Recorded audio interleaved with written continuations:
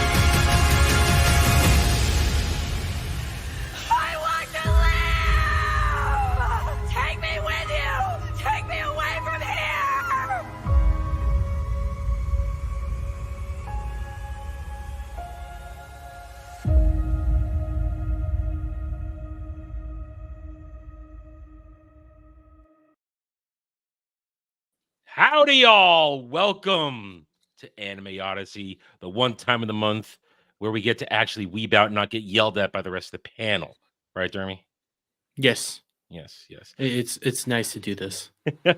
Welcome, one and all. We are happy to have you here, and we are ready to sit down, have a good time. We're going to talk some Vision of Escaflowne tonight, the 90s classic, as well as a couple extra topics that have basically got Dermy and I annoyed.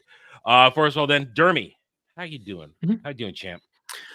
I'm here. I'm alive. Yeah. Kind of tired.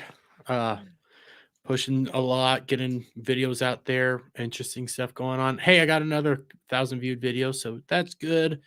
And just chugging right along. Excited to see Dune Part 2 this Saturday, and honestly excited for both Ballbusters and Saturday. So yeah, if we weren't doing this right now, I've been playing Rebirth right now. If we weren't doing this, I'd be playing Rebirth. Anyway, and we've got a good guest tonight, Brandon, the anime guy. Brandon, welcome to the channel. How are you today? Gentlemen, I'm doing well. I'm so grateful to be here and to weeb out with you without people without Yep. people throwing the bananas at you, saying, "Hey, stop weebing out, stop it." I know. Why don't you let the chat tell them about your channel, what you do, so they can get to know you a little bit. Absolutely. I'm Brandon, the Anime Guy of Anime Guy Entertainment. I cover primarily anime, a little bit of manga, and try to do a little bit of fun stuff with gaming every now and then. But anime being the main thing, and you know, I have been enjoying my renaissance into anime over the past 2.5, 3 years, and Mhm. I don't know what I'd be doing without it. So, because most Western It media sucks. is. It Yeah. does. I mean, uh, I don't know where I'd be either without anime. In some of my darkest times, it has been there to simply let me escape bullshit. I mean, I got sick and injured about 6, 7 years ago, and I was literally laid up for a year between recovering from the illness and also waiting for my foot to heal so I could walk like a normal person. And what I did a lot of, I watched anything I get my hands on, but what I really did is I dove into anime deeper than I ever had before. And I watched way more. I broke out of my comfort zone. My comfort zone has always been science fiction and fantasy, but I broke out of it and I just watched anything and everything I could that remotely looked like it was interesting. And I've never regretted that moment since. I mean, I've been watching anime for decades. Excuse me. Excuse me. Anyway, but that was really when I decided to just watch everything and realize, you know what? There's more than just what I normally watch. And I'm happy I did it because it allows me every season of fresh anime coming out of Japan. It's more than just 2 or 3 shows. Now I can get up to sometimes 15 shows out of the entire thing that I can then enjoy, lack of a better term. So we're happy to have you here, and let's say hello and hail and howdy to the chat. Across both my chat and Dermy's chat. Welcome to everybody. Hail the Goddess Legionist, one of my mods, one of my regulars, here to keep the peace, be my personal troll, and let me know when I have stepped out of line. And he doesn't care. He will always say, "Hail, Carl Carlson. How are you?" Let's go on. Hail, Vinzinger. Always glad to see you here on this show. Going on down. And that's it. That's it. That's it. If you're just watching and not chatting, we're happy to have you here. Hit that like button, subscribe to everybody's channels and the links below. And we hope you enjoy the rest of the show, whether it's live or on the re-upload. All right, so the vision of Escaflowne. I became aware of this way back in the 90s when Fox Kids was still a thing. I know, old man here. Leave me alone. It appeared on Fox Kids, and problem was, I was in my real super snob phase where I refused to watch just about anything dubbed. I had just started getting more and more into anime at the time, and I thought, wow, this is on Fox Kids, which means it's probably going to be a horrible dub. This is around the whole starting the 4 Kids era, so I was already very, very, very hesitant to some things just before it started. But that Bandai led into it. And I thought, you know what? Screw this. I'm not going to watch it. I'm going to wait till I can get it on complete series DVD. And I did a few years later, and I was blown away at the time. I thought, wow, this is great. This is fantasy. It's got mechs in it. And I was happy I owned it. And the set I got came with the series and the movie. So I had it all. And I enjoyed it all. And I never regretted it. And I will say, though, having watched it this many years later, it's been a lot of years, my tune might have changed a little bit. I still like it, but my tune might have changed a little bit. Now, Dermy, I selected this month because I wanted to do something classic, but I also wanted to do something that could fit into your wheelhouse, mecha. As a fantasy mecha anime alone, starting with that, how surprised, satisfied, or disappointed were you with its mecha aspects? Being the mecha connoisseur. I would say I was satisfied because there's all sorts of styles to do a mech, and I think this is technically the second like fantasy mech anime that I've seen. There's one that came out maybe a year or two ago that I saw that I liked, but it was a little bit more magical science fiction, where this felt more like the mechs were more armaments. Mm-hmm. Like they were actually just giant suits of armor, and I like that aspect of it. They did have magical elements to some of them, but it felt more sciencey versus magic. Yeah. So Brandon, how did you like the mech aspect of Escaflowne? For which show? So you told me in the green room you didn't get to finish all the way through. So how did you feel about that? Well, the mecha suits, they fit for what they're trying to do. They do feel more like power armor, or in Mhm. this case, steampunk type of Mhm. a type of items, as opposed to either running strictly on magical powers or running on high tech abilities. Like how a Gundam does. So I thought it fit perfectly. They were big, but they weren't Yeah. kaiju sized. Yeah. They were. I think they were appropriate for the setting that they were trying to go for. hmm And I like the different aspects for the world of Gaia. They all have their different versions, even though they don't. That's one of my few criticisms now, watching it all these years later, having been exposed to way more anime this time. They didn't world build enough in Gaia, so I would have liked to have seen the different mechs from the different regions more and Yeah. why they were maybe built the way they were built. At the same time, I do appreciate, like you guys said, that in this particular setting, in this particular version, because Escaflowne is different in the movie. In this one, they are comparable size to the battles you're seeing, with Escaflowne and the Zybeck Gaimalefs being a little bigger because they're more advanced. As opposed to the movie version, that's kaiju size. Escaflowne and the other Gaimalef it fights at the end of the movie, they are kaiju size. They are huge. And frankly, I love it because it works in that one. Then that's the beauty of that setting. We'll talk a little bit about the movie later towards the end. But I really do like the way the mech is handled, like Dermy said. It has a mechanical armor feel to it where it's a weapon. It's not just something you're piloting. You're in it, you're moving it, and it's a part of you. And I dig that. And it's interesting when they can get it right with fantasy, because there was another fantasy when it came out of a few years ago based on a manga, Knights and Magic, I think it was called. I don't remember. That was the one I was It was thinking about. it was an isekai where, and this is technically an isekai, one of the original isekai, with Hitomi coming to another world. Back then we didn't, that term wasn't a term yet back then. At least not I wasn't aware as a teenager. But that one was a reincarnation isekai, and that thing just went full bore. We're putting super mechs into this fantasy world, and I enjoyed it, but I enjoyed it because of its broken nature, not because it worked. Does that make sense? Mhm. Yeah, because not to get into like Knights of Magic, but their magic system was similar to coding. The Mhm. guy that got reincarnated there, he was big and he was a genius an otaku. coder, and he was an otaku. Yeah. And it flowed well. It was a fun time. But so it works with this, but that's just one aspect. I mean, the title is Escaflowne, the vision of Escaflowne, but the show has to also work because of the story and the characters. Now, for those who need a quick refresher, Escaflowne is a story of a world called Gaia, which was born out of the wishes of the ancient draconian race that inhabited Atlantis. Their dying wishes create a new world that could be free of the problems they created on their own.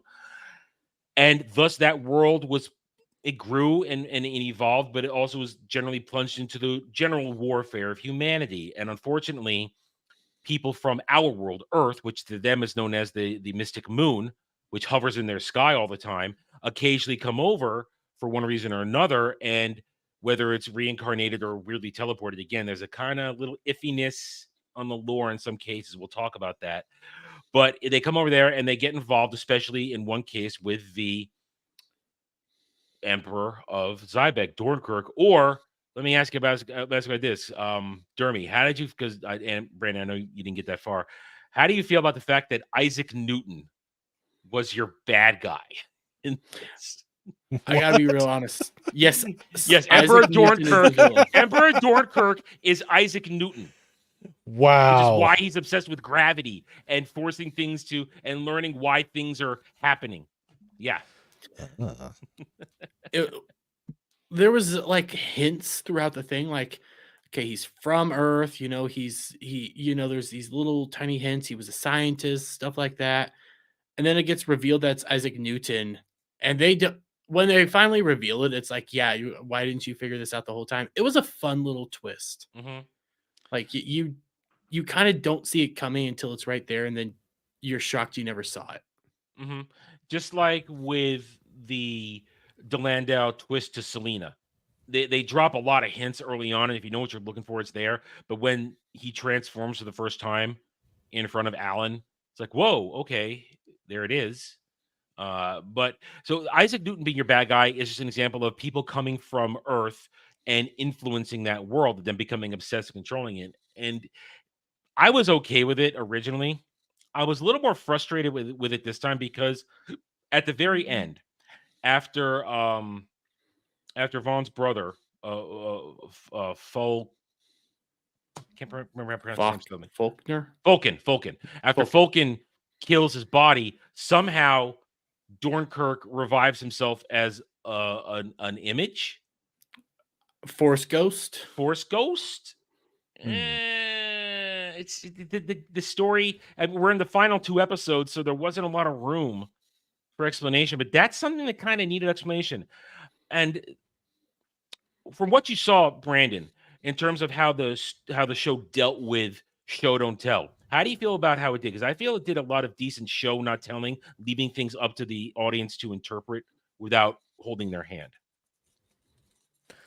Yeah, there was a bit of that, and as I said, I didn't get as far into it as I was hoping. As I said there, as I mentioned earlier, this show felt a bit like a slog to me, which it shouldn't, because this is typically right up my alley. But yeah, I do like the fact that they showed off the mechs. I do like the fact that they showed off the Escaflowne, what it was capable of, and some of the other modes that it can operate in. I don't fully get the whole why they want the Escaflowne specifically, other than the fact that it's the dragon heart thing. That's about the only thing that I can figure that makes it unique versus the rest of them. Well, the Energist is kind of the power of everything, and that particular one is the bond, because the way the ones that built it. In the end, they needed it because, first of all, Dornkirk didn't like it because it was blocking his vision of his destiny prognostication machine, his ability to look the future. But then he needed it to supercharge it at the end. They weren't very clear on that, Jeremy. Did you catch exactly why? It's one of those things that they tell you, but then also don't really completely put together. That's what I'm trying to think about. Yeah. Because you just brought this up. It's like they give you these reasons on why they want it, but then in the end, they get everything done without having it. They change the problem is the narrative seems to fluctuate at times. In terms of what the goals are. I mean, Isaac Newton Dornkirk's goals is always to create his. By the time you get to the end, he wants to create a future where everybody's wishes can come true, because that's the power of Atlantis, to grant your inner heart's most desire. And it's that classic thing: fate versus freedom, controlled destiny versus freedom. That's the bottom line theme of this show. And do you want to cast it off, or do you want to control it?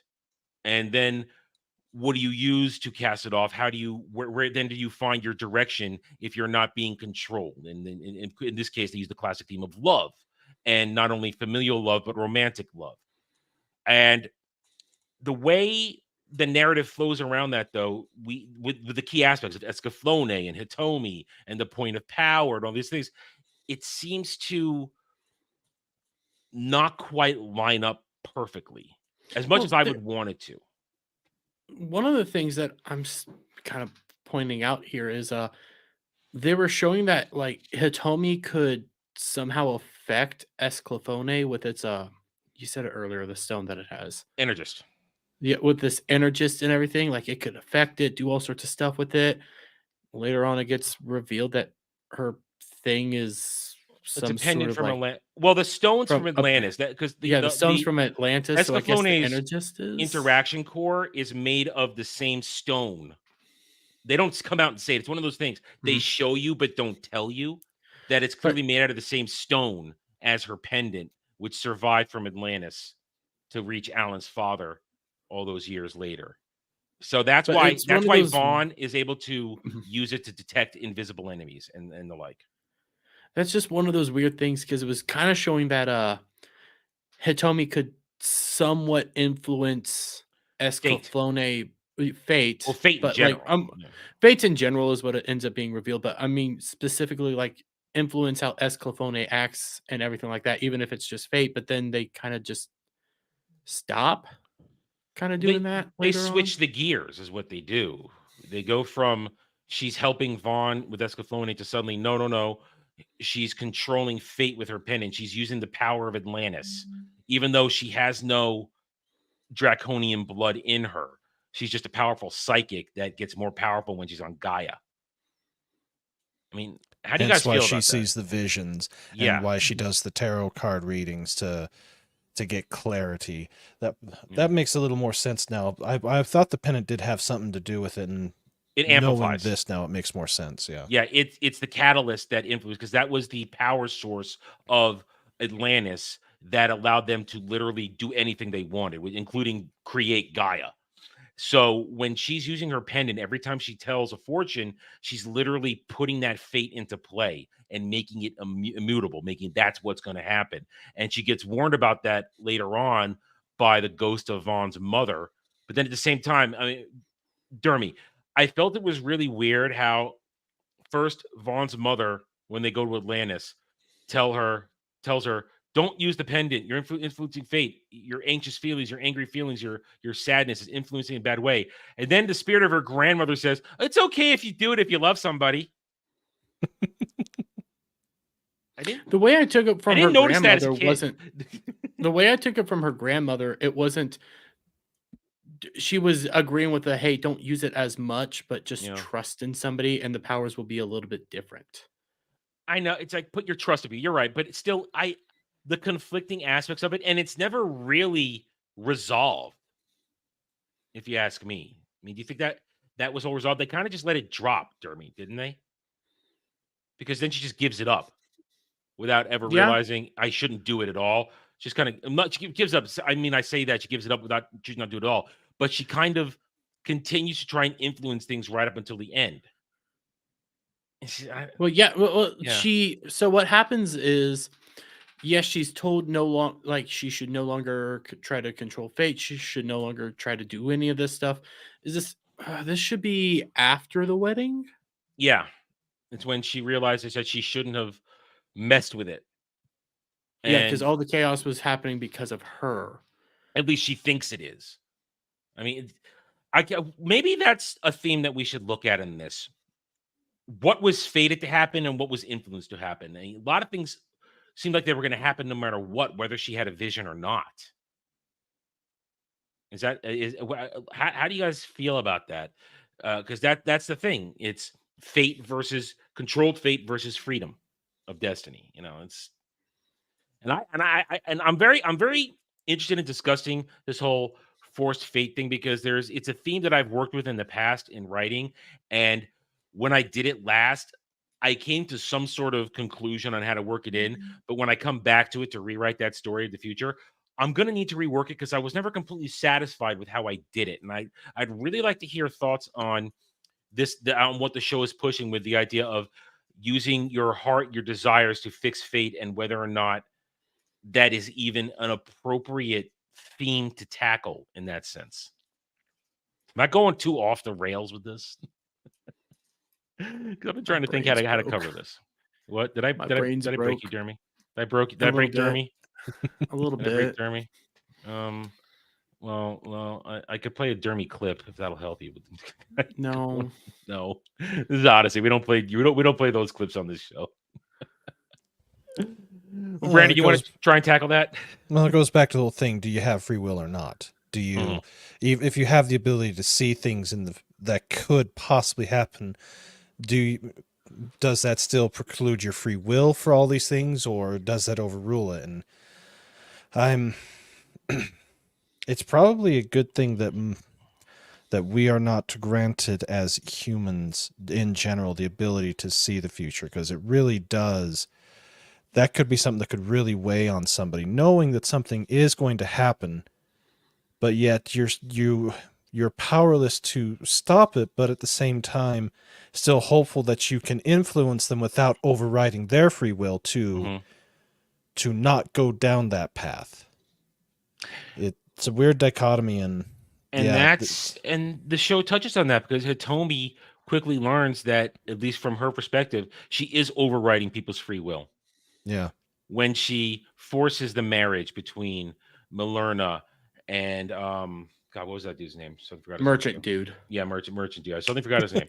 I've been watching too much shit the past while. I got too many names in my head, and I didn't put up a list. Oh yeah, But it's hard to remember all the names. yeah, It's difficult. I get you. And so she did she did change that because she saw that Alan and Milerna were fated to end up together, but she changed because of her own desires. And I want to talk more about Hitomi and her character in general in a moment as we delve into the character discussion of the show.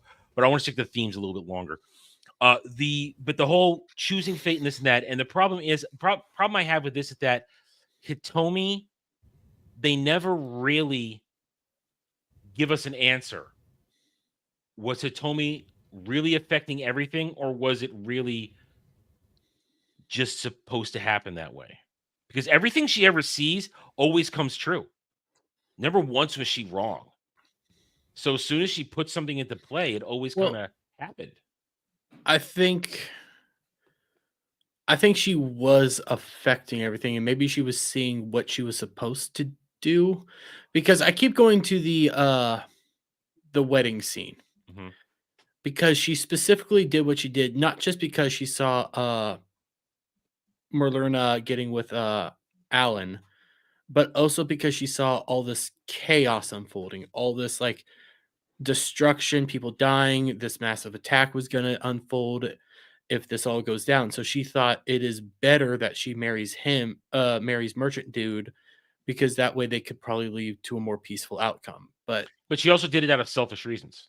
that too. But one of the aspects was she was also it was selfish, but at the same time trying to avoid this inevitable attack that would lead to several people being killed. And then what ends up happening is the attack still happens and several people end up getting killed. So it boils down to question, was she just destined to always be controlling that? To always go down this path? So yeah.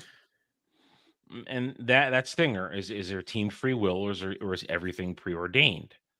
And I think the very end of it, during the what is it, the circle of perfect, whatever it was called, shit, just forgot it again.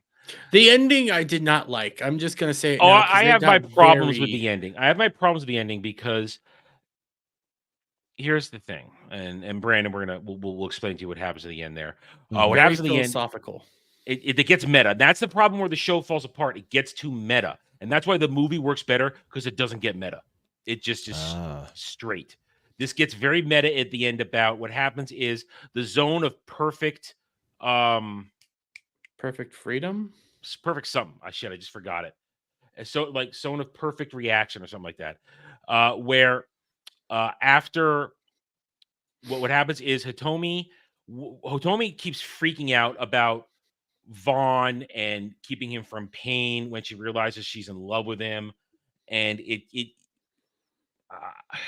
I don't want to go. I want to finish this topic because I do want to move on to Hitomi, because I keep steering us back towards her, and we need to talk about Hitomi as a character.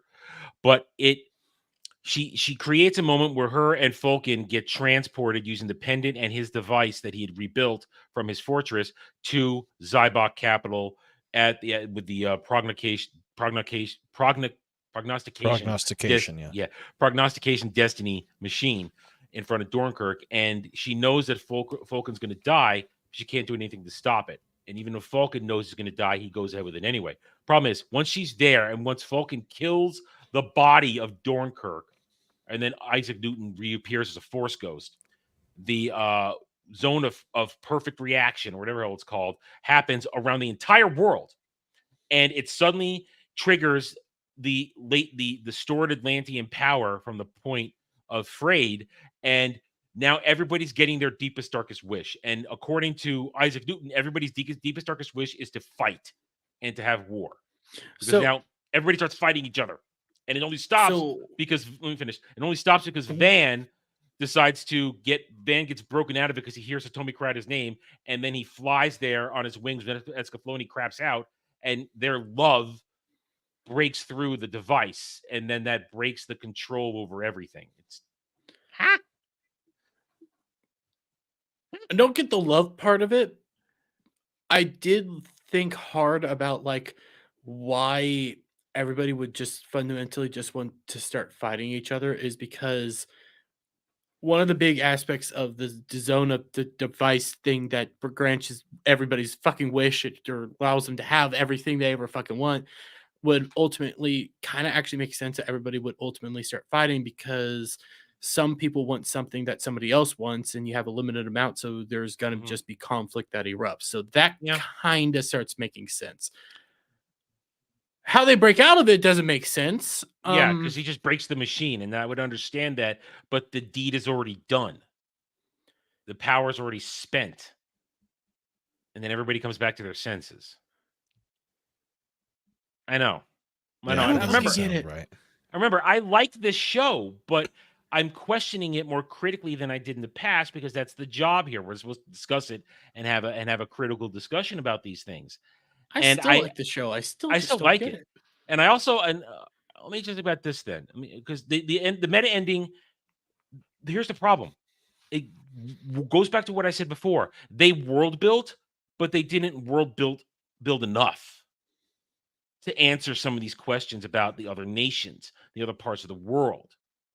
That's what I feel is missing. I think there's world building missing. And real quick, Jay Fraser 360 for £5. Hail Weebs and Dermy. Ube Blot, Ube Blot or Ubel Blot. Okay, I can't speak that. Ubel Blot is finally getting an anime. Are there manga or light novels you read but haven't gotten an anime adaptation yet? I'll answer that first. There are ones that have stopped their adaptations that I want to finish that I've known over the years. Or I would say ones that were adapted and were ended prematurely and got crap anime endings and didn't get real endings. So that's how I answer that. I would like to see things that were started be finished, that were going for years, got maybe one season and then they just sorry, no more. I'd like that's my answer to that. Dermy? Give me a good Chrono Crusade anime Okay. Brandon? because I had Oh, an go ahead. anime version of it and it sucked I ass. watched it once and I don't remember watching it. Well, Granted, that's when I was sick and my memory is a little mhm. fuzzy from that period. So the mangaka actually in the manga itself, he does like little narratives at the end, and he outright says like, "Yeah, we got the permission to do an anime, and they're butchering it and doing things that I don't want." Mhm. So he actually called it out even in the manga itself. So, and then Yeah. I saw it, and I wanted to die a little bit inside. I remember not enjoying it. It's bad, Brandon, do you have real bad. an answer for this one? Well, let's see. A show that got cut too soon.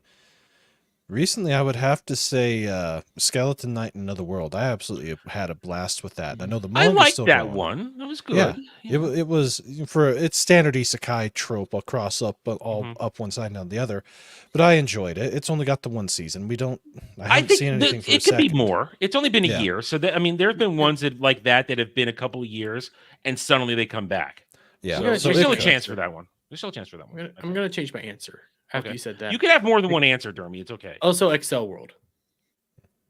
Yes, yes, I can see And that. then as far as manga goes, there is one series that I have or that I've started that has been completed for 30 years, but we've Oh, never received a full release here. And it looks like we're going to get it. So far, we're more than a third of the way done. And that's Fist of the North Star. Ooh. that's an oldie. That's a very oldie. Yes. Yeah, that one's been done. That one has been started twice and never finished here. The current release is being done by, I think it's being done by Viz, and it's being done in hardback. And the last that I'd looked, they were releasing volume 13 in the next month or two. There's a total of 27 volumes, so here's hoping that they actually finish. Now, the original anime run of it, I don't recall how far it got into it, but it had 155 episodes. Oh wow. So it got pretty far. And, there was a 3-movie and 2 OVA release of it back about 15-ish years ago that they've been remastered and put out on Blu-ray. Those are extremely good. But I also saw recently that they are going to do a Fists of the North Star anime again. I think I've So seen that. we're I think I've getting seen we're that getting a announcement. new one. I heard Well, yeah. something So about that, but I don't. there's so many things out there. I mean, I would say Yeah. for since you guys in specifics, I'll list a couple. Let me think for a second here. Stuff that usually started. Something started. Shit. You know, I see it in front of me, and I don't remember the name. It was the one from a year ago where the dude would get inside. Where he would get inside the giant teddy bear mascot thing and fight other ones with powers. Forget that it was Come with the But G. Gleipner. That thing is hard freaking core. That only got one season. The manga, I think the manga ended. That I'd like to see get continued. I'd like to see them go back and do Twin Star Exorcist right, because they about halfway through they deviated from the manga and went off into fuck you zone of we're gonna butcher the hell out of this. And the manga is still going. I think I'm yes, very far behind. I stopped. The chapters became intermittently released for a while, and I got out of sync in reading it. But I would like to see Twin Star Exorcist get a proper complete adaptation. My white whale is heroic Prince Arslan. That's my white whale, because they started a manga adaptation of the current version of the manga a few years ago. They got 2.5 seasons in and then stopped it dead, but the manga was still going. That I'd really like to see that one get a film. So there's a lot of things out there. I think that's the best way we can answer that, is things that either got started or stopped or got butchered, and we'd like to see put right. Excel World's one of those like white whales for me because they have the. I think it was a light novel. They finally finished it, but the reason they stopped is because they wanted to go back and finish all of Sword Art Online because they're in the same Mhm. universe. Yeah. And now I'm just like, can I finally get this? Because I don't know how to Yeah, get the SAO's manga. done. SAO's finished. Yeah. The last one's out, and they're getting, after they do another alternate movie, they're going to do the final arc for that. So Yeah. Interesting. I just want my Excel World. That was such a good story. so I thank you, Jay Fraser 360. I hope that we gave you sufficient answers. All right, back to Escaflowne. All right, let's get off the theme stuff. Let's jump to the characters. We broke it from that. Let's talk about Hitomi, because I think she's the most controversial character in this. That's one way to put it. Yeah, listen. I like Vaughn.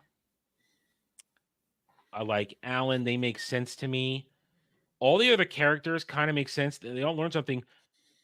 Hitomi's a borderline slut, and she's a homewrecker. That's the way I want to put it cleanly. I mean, she plays with the feelings of these boys. She is in love with her high school dude, Amano. And then as soon as she arrives in Gaia, she gets to look at Vaughn. She looks at Alan, and suddenly, her heart's all a flutter because Alan looks a little like Amano. And then She's a teenager. I know, but it's just it's a bad representation painful. of the teenager. Yeah. It's bad because, listen, this is anime. We get teenagers all the time, especially in fantasy settings. Way too often. Yeah, but that's kind of the run, and you're Yeah. kind of happy if you get ones leaning more towards 18, 19, because at least they're out of the 15, 16 range, and you can actually think, okay, they're starting to their adult behavior is maybe possible here. But she's 16, and she's a little insufferable at times. Mm-hmm. A little? Okay, Inexperienced. a lot. Unable to handle the complex feelings, and Yeah. of course having the ability of precognition, or the card reading, having all of that on top of everything else, just it makes her that much more difficult to grasp or to be able to like. And looking at this, the way that this show is classified is it's classified as a shoujo show, or part of it is. I typically don't gravitate towards those, and now I know why, because every time I do, I end up getting smacked with something that just, at least for me as a guy, just doesn't work. And her as a character, her being the focal point for everything, it would have worked better had they had the focal point shift to either one of the guys, either Vaughn or Allen. Van or Allen, that Yeah. would have made a little more sense, especially with one of them being, the king of Yeah. the one land. So, but You're right. Where it should at many times be more about Vaughn, it doesn't. Everything always comes back to Hitomi. She's always the most Mhm. important one. She always has to be the center of attention. Everything she has to be the reason that everything's going to work. Bestest God ever. damn, she really is a woman. Yeah, and that's the problem. I mean, listen, I don't usually just decide what I do by whatever category or this and that show falls into. I Yeah. base my desire and my opinions on whether or not the characters work. And Hitomi as a character overall, in terms of her development, Her role. her role in the end, she doesn't work because here's the thing: this show takes place over months. It's not days, weeks, months go by. The events on Gaia. Yeah. And then it gets even more complicated towards the end, where she throws a hissy fit because she can't stand everybody fighting, and wishes herself back to Earth. Only when she does it, she drops herself back into the events before she teleported to Gaia. And they don't resolve the fact that the events on Gaia are continuing in the same moment, but she's back on Earth in her prior to the event starting. That's a problem for me. It's a problem for me because I do not like timeline inconsistencies. They don't resolve it. It's a sign of immaturity, is really what it is. Yeah. And I don't, and that's the thing. Vaughn, he's about her age too. I think maybe he's a little older, a year or two older. He understands exactly what's going on. He behaves appropriately, and he deals with a perfect example how dealing with something appropriately. The first time he went after he slaughters the dragon slayers, he had killed before, but he had never outright slaughtered anybody.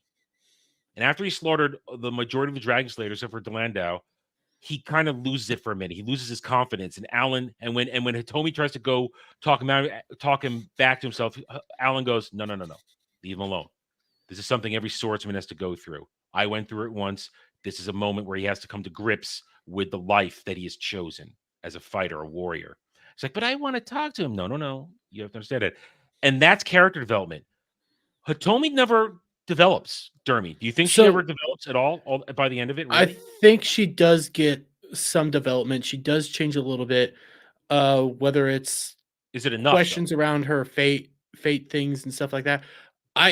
Even though the timeline thing does bother me, but I do think that timeline thing that you pointed out does lead to some development. Like, she was always wishy-washy and never committed to a guy. She ends up learning that. She's always like, well, I like this guy, but should I tell him I like him? And then she's looking at everything through a different perspective, that whole day through a different perspective now.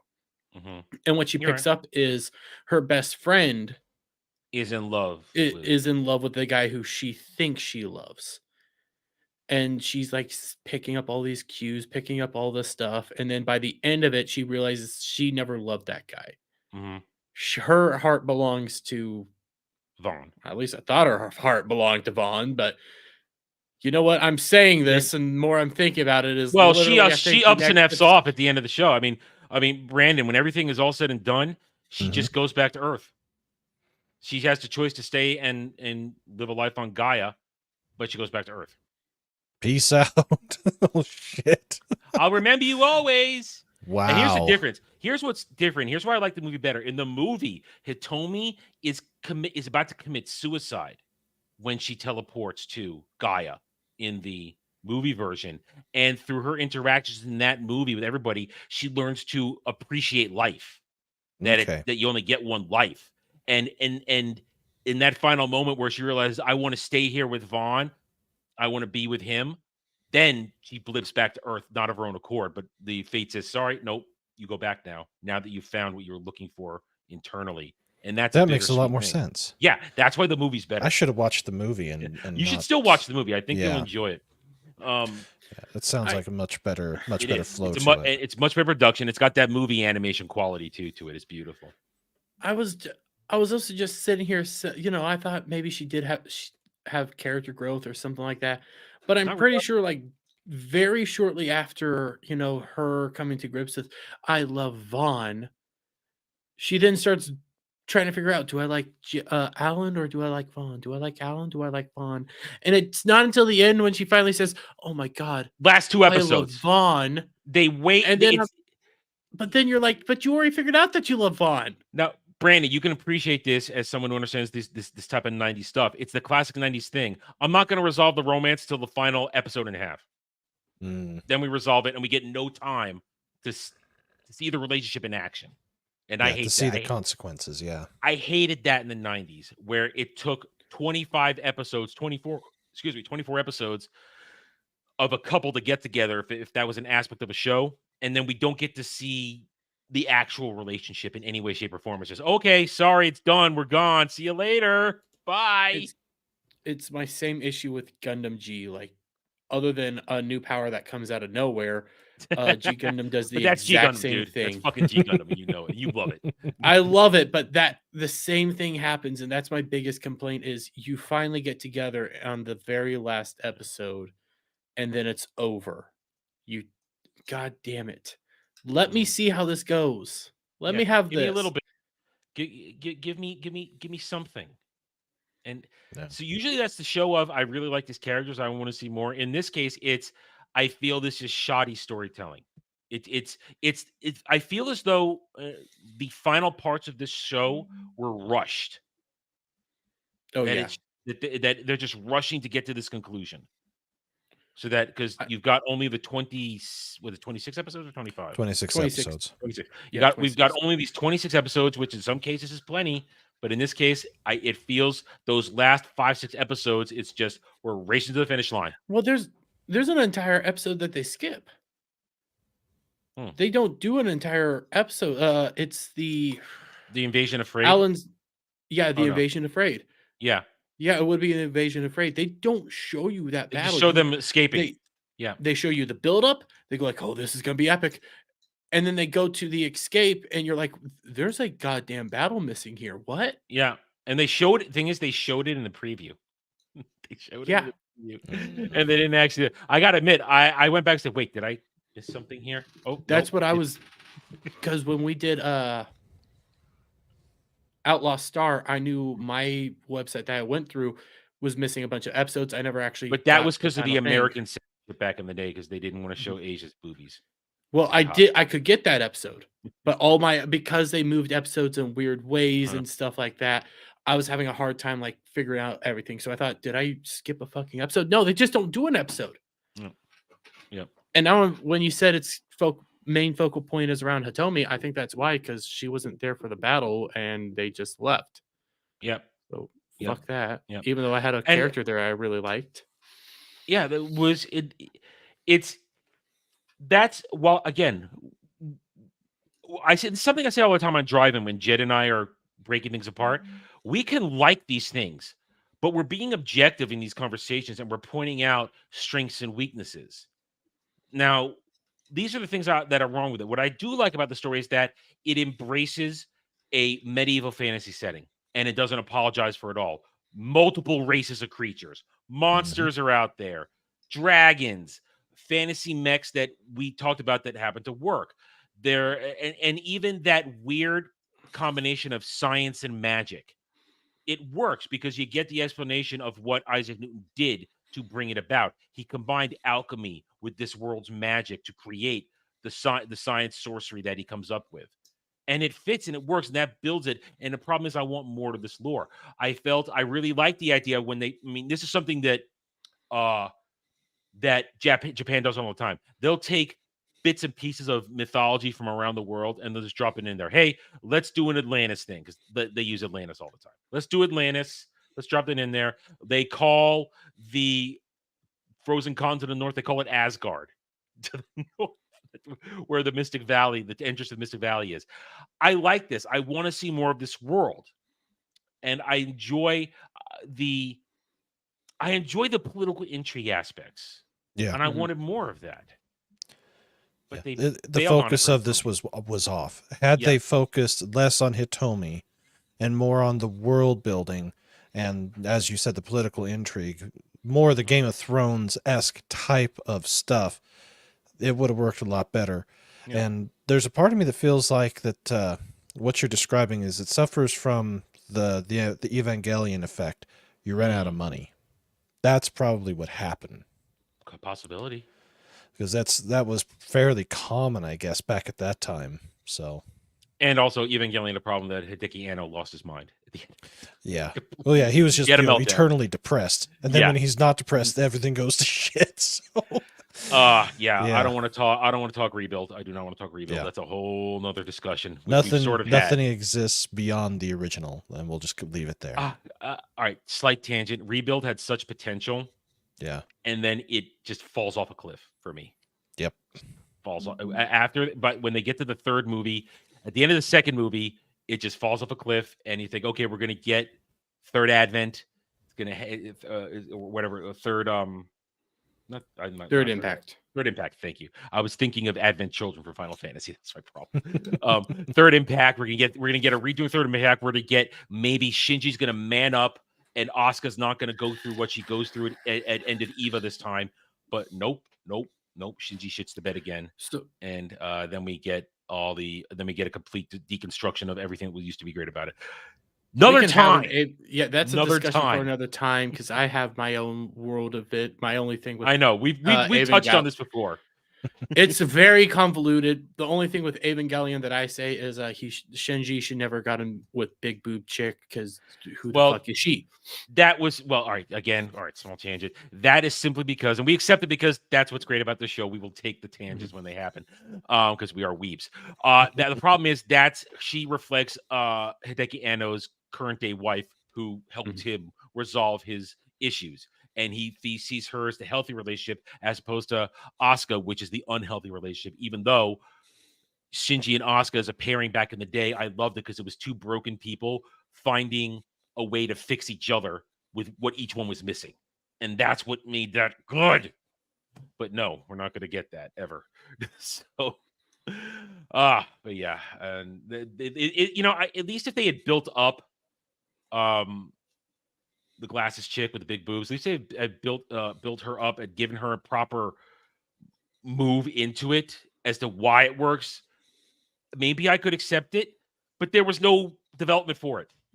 Yeah, and I can agree with that, but long discussion for another time. Yes, it's another time, and not even related to we're going to actually watch it, because I don't want to watch it again. I don't want to do that. I'll make you watch it again. I got a little something to share. If for all of you Xeon fans out there, yes, Jeremy can appreciate this one. Yes, Six Xeon. Yeah, at least you didn't bring up a whole Evangelions are just like Attack on Titan biomex. Oh yes.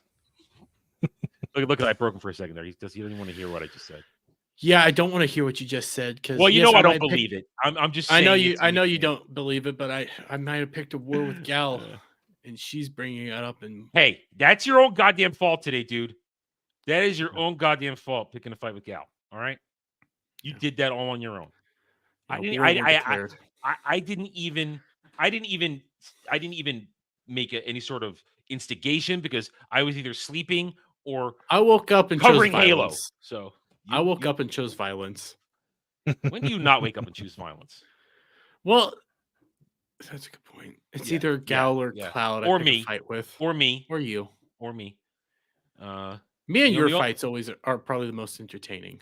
Well, that's because one, I don't really take them seriously, and two, let's be honest, we do know how to push each other's buttons at this point.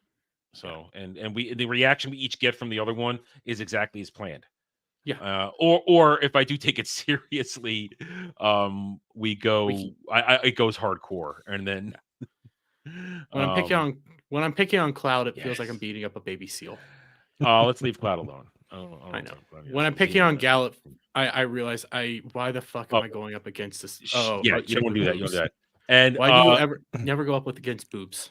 Vinciger, you are not going to get a disagreement with me. I am looking forward to the movie. I can't watch it at least for another couple months until it comes out on Blu-ray, but I think it just came out, or it's about to come out, and I'm very excited because it's the third chapter to Seed, and that's my favorite Gundam. I'm keeping my mouth shut. You haven't seen it yet. No, but I know what the designs are. They're glorious, dude. You know they're glorious. They look like Gundams. They're great. I can give you that. They look like Gundams. They're not fucking not a girl from Mercury, bitch from Mercury. Those I are tried watching that show and I stopped after 4 episodes. I said nope. It's too much like how most every other show is these days. I don't care about it. Made me not care about the damn Gundams. I wanted to see the Gundam battles and I didn't get they any. weren't I'm like, good "Ah, I get because it." they weren't Gundams. They weren't Gundams. That was the thing, and also Yeah. that whole story. But it had a chance before it went to season 1, part 2. Then And they blew and it. Yep. Dermy was holding out such hope. He was grasping so hard that it was going to work itself out. And then I watched him over real time as he was watching it over a couple of days. I watched his little boy heartbreak. No, that sucks. He was so sad. Yeah. And I was vindicated because I said, dude, it sucks. Like, it can't suck. It was doing all right. Nope, it sucks. It went bad. Doesn't exist. Never happened. Never moving No, it forward. didn't. Last It Gundam. didn't. Last Gundam series was Iron Blood Orphan. I'll take that. I'll take my depressing show. Anyway, Yep. let's wrap up Escaflowne. All right, Dermy, what are your positives about the show? Because I don't want people to remember we do like this. This is something that I enjoy and I intend to own one day. But how do you? What are your positives about it? My positives are Vaughn. I really like Vaughn as a character. I like some of his arcs when we get it. I wish we could have focused more on Vaughn and even his brother and how they kind of connect, because some of that stuff doesn't flow very well. I wish we and this isn't a negative, because I also really liked like the dragon, not blah blah. Can't say it. What? Dragon? The Dimolefs? No, the dragon. Escaflowne. Vaughn's people. Draconians. I like the draconian aspect, the past Atlanteans and stuff like that. I like some of the aspects of the world. The political intrigue was, I think, fantastic. It also led to my personal favorite character, even if he's only in 2 episodes, King of Alan's son's adopted dad. The Duke of Freyde.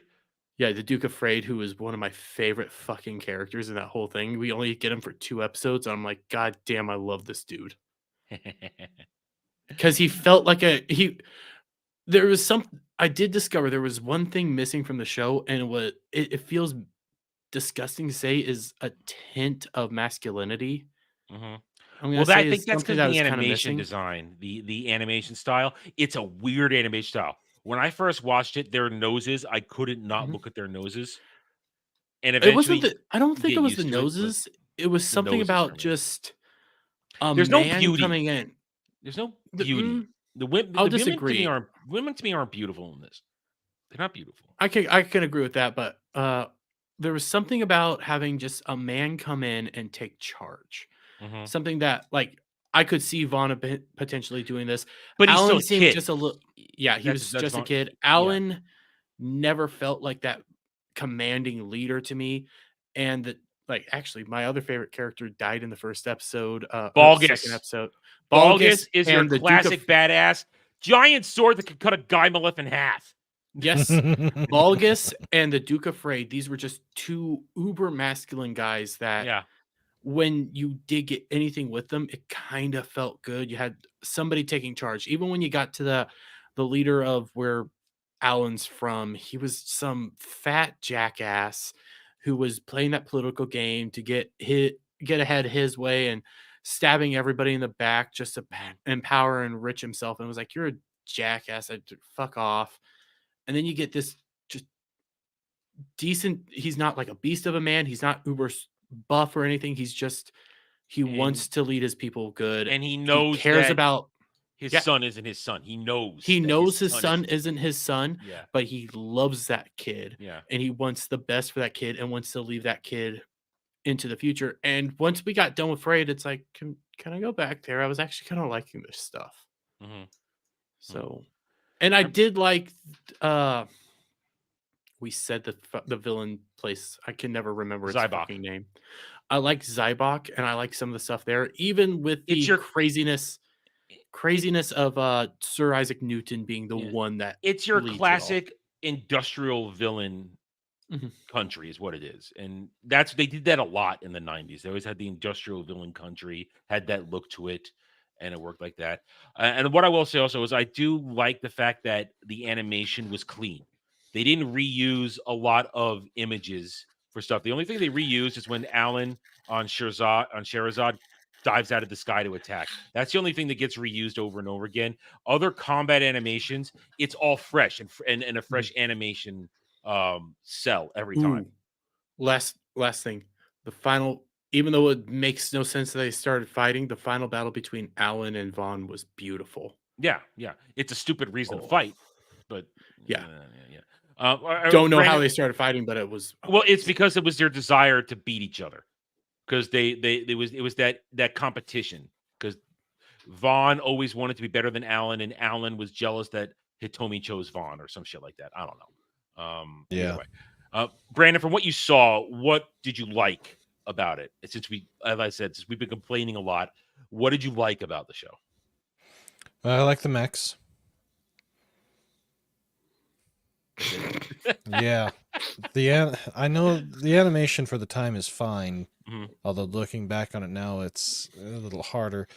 Yeah. The overall story of the TV show, it's, to me, it felt a bit convoluted there at the beginning, and some of the characters they're there and they don't do much, like little cat girl. She's Merle is the most annoying yes. fucking character in the world. Hitomi and her, they're both annoying as hell. Yeah. And had they been removed from this series, it probably would have improved it probably by about 3 points. Yeah. So Yeah. Merle had a chance to fucking grow when they introduced gold and silver bitches. But they didn't. She didn't. yeah. She To me, it just seems like this whole thing, even though I know it's, vastly loved and beloved, there just feels like so many missed opportunities within the story, especially in the story, that could have just made this so much better, and had it escalated itself above the status that it is. As I said, it's a classic, but it's Yeah. not. It doesn't reach the upper stratosphere of the rankings from that era. no, it doesn't. And that and because I think, and again, back, tell me what you think of this, Brandon. That is a flaw of a lot of shows from that era. Yeah. A convoluted nature, a rush job, a lack of connectivity for its narrative. So is that a fair So- thing to say? I think so. Go ahead, John. I'm just sitting here, I'm thinking, and I know there's exceptions to this because Cowboy Bebop exists. People love that. There's I think Ninja Scroll was from that time too. That's just a A little movie. earlier. That's a movie. That's a movie. Okay, movie. Different- Well, different category. So when it comes to the shows, I wonder if it was more of a mainstay to have shows that are kind of like this storytelling. That it's a little rushed, it feels kind of convoluted, but people accepted it for what it was. And then as time's gone on and anime's gotten more advanced, better storytelling, things of that nature, they look back at it and they realize me- it wasn't as good as we thought it was. Let me throw this out to you. I mean, we know it's not my cup of tea because I'm not into super dark fantasy or misery porn. Berserk comes out of that era, and you love Berserk. Mhm. Oh yes. Yeah. I That's would a say show. Oh, go ahead. I'm sorry. Go ahead. I was gonna say I'd say Berserk is in that category, similar to said it earlier, Cowboy Bebop. But there are issues even with the Berserk anime. Tons. Oh of yeah, issues. there are issues with it. It didn't get continued. That's my biggest problem. That's with the it. yeah. They've covered the Golden Age arc 3 times now. I know, haven't they? They've had that 2 season monstrosity from a few years ago. I don't even remember which arcs they cover. And we're finally now, through an independent production company, finally getting the Black Swordsman arc. So we're finally getting some new Berserk anime, but it took a That's while. one of those ones that did transcend and broke the mold of that kind of thing in the 90s. But that's also because of its source material. Yeah. And how detailed it was. And also, I would say, because the fan following to it. There was a fan following, and also with that anime itself, there was some storylines that they had to cut out and they couldn't do because it is so freaking graphic. Nowadays, they Like, get away with that shit though. Nowadays, they could honestly do it. Like if they, I know we're gonna get the Black Swordsman arc, like Brandon said. I do kind of wish we could finally just get a proper telling of the whole thing and show. It's not Black Dogs. Like during the Golden Age arc, there's one story that I think all 3 times they've missed, which is when they just got Griffith. They're running away. The kingdom releases this hunting pack of people after them, and it's led by their own personal demon that is a monster of a man. And he viciously is just a beast. He's murdering people. He finds this random family, murders them, rapes the daughter, and then eats the daughter. And there's just these dark things that I wish they would show. See, Yeah, that's interesting because that's the type of stuff that they could have done that years ago. I don't see them being able to do that now. See, I'm the reverse of that. They could have done that. They could have gotten away with that in an OVA, either in the 80s or even still into the 90s. There's no way in hell they could get away with any of that now because of how Crunchyroll has their tentacles into everything. That whole side of things. Yeah, they could have done it, but I guess even back then, like I forgot about the Crunchyroll aspect. Well, all right, that's a good tangent. So in the end, Escaflowne, listen, I like it. I recommend watching it. It's not a perfect anime, but it is a classic. And it's back then there was few and far between good fantasy anime. That's one of the reasons it held on, because there was something that was fantasy, and those of us who only really wanted to watch fantasy, we gravitated to it. And it's easy to access. It's not hard to access, but maybe that's part of its flaws. The fact that it's so easy, it's not overly complicated, but it does get needlessly nonsensical towards the end. So I do recommend it, but I'd recommend the movie more. The movie is better. But you guys started watching the movie. You guys mentioned that tentacles of people who should not be involved in anime whatsoever. So this is our second topic of tonight. Jamie Markey. I came across this article last week, and I held on to it thinking, okay, this is great. Second topic. Who here likes One Piece? I love my One Piece. One Piece? Yeah. Yes, I love my One Piece. I have been reading it for over 20 years now. I'm doing my current rewatch now in the middle of Punk Hazard, where I am right now, but I'm taking it nice and slow, not running through it quickly. One Piece, since the live action, and we're not going to talk live action, I'm just saying since live action, it has taken on a whole new life for a lot of normies and anime normies. They're watching, doing it. But it also has allowed the goddamn tourists to weigh in. And I came across this article, and using One Piece as an example, this is why we got to gatekeep the shit out of things. Look at this. One Piece just missed a big chance to fix a huge Nami and Robin issue. Oh my God, no. You know where this is going already, don't you? Screen rant.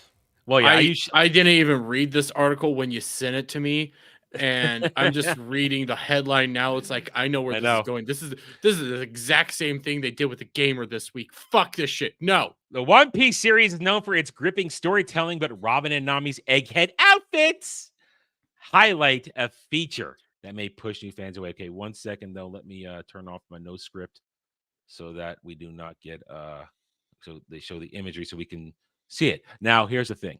Dermy, you're not currently on Egghead. You're not that far in. Oops, god damn it, killed it. So you're not going to be asking to make him lesbians, okay? No. Brandon, how far are you in One Piece? I want to make sure I don't accidentally. Episode I want to know 195. I just finished Skypiea. Okay, so you are way back. So let's just say I will refrain from spoilers of this, but here are their outfits, and as you can see, Robin. Time Skip Robin, who is one of my favorite waifus of all time. Time Skip Robin has my heart. She is best girl. The goods are on display. You can better see outfit than what I've been seeing. The outfits on Egghead Island for the ladies were just top notch. Oda outdid himself. But tourists like Shilrain here, and who wrote this? Jason Hahn. Male feminist tourists like this guy aren't happy. He's a little bitch is what he is. Exactly. Bitch made.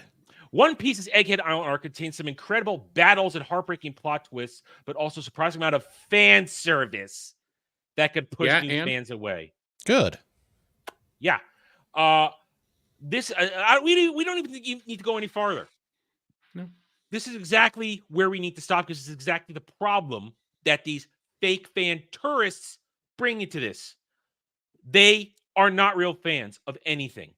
They're goddamn SJW woketards who don't like the actual female body on display. Because one thing you got to say about Oda, he draws the female form.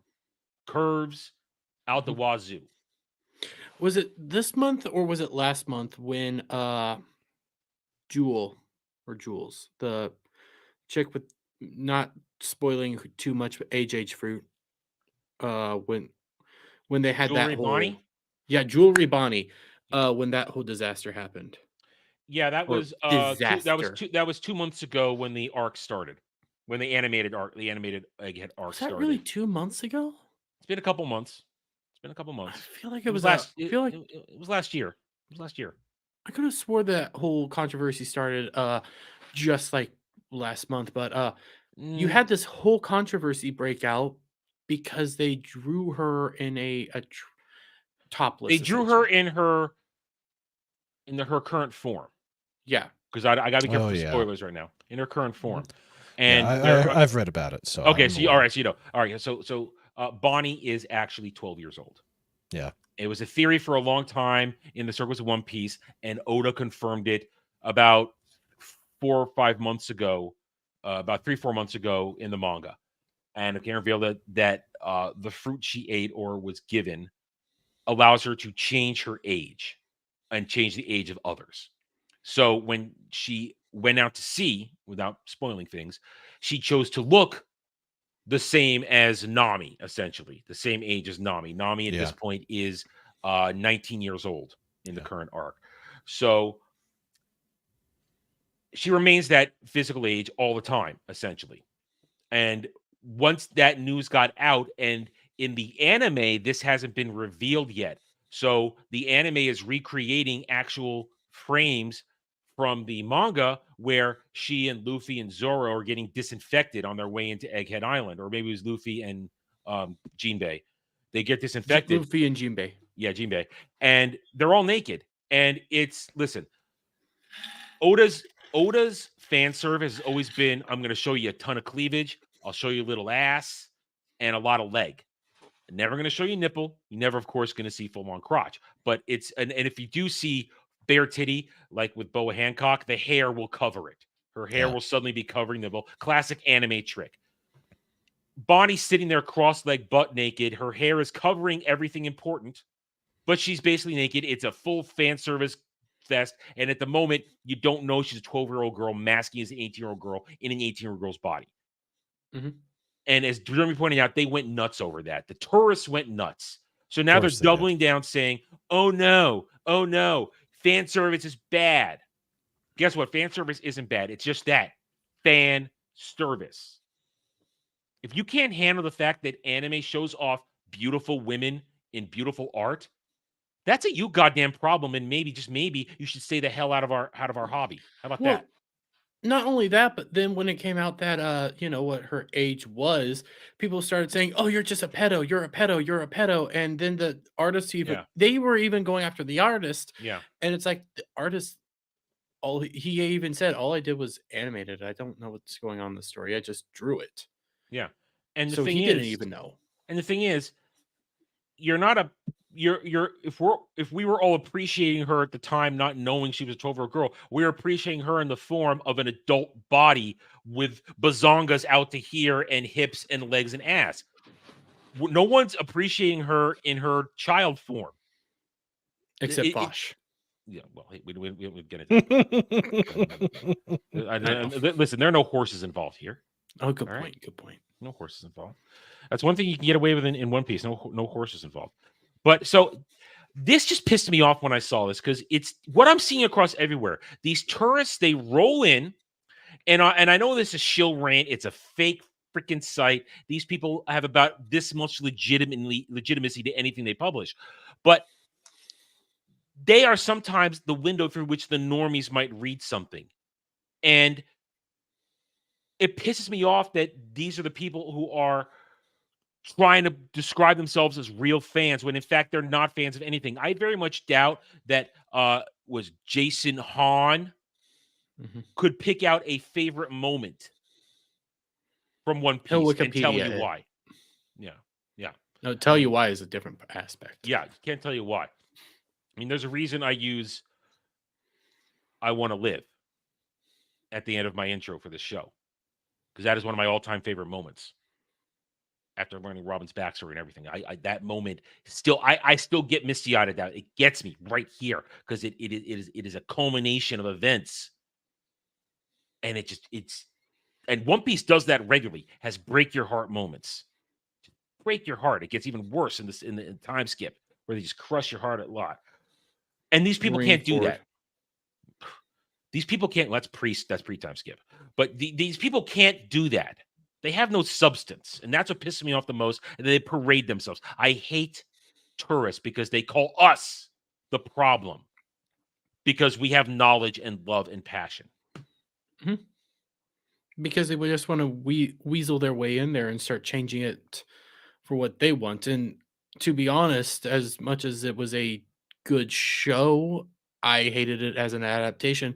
The One Piece live action has allowed for this to become more and more of a thing, and the more popularity that One Piece has gotten has allowed more tourists to get in there and try to start saying, well, we want to do it this way, we want to do this way, it's not that big of a deal if we do this or that. A good example of this actually comes in the form of Avatar's live action.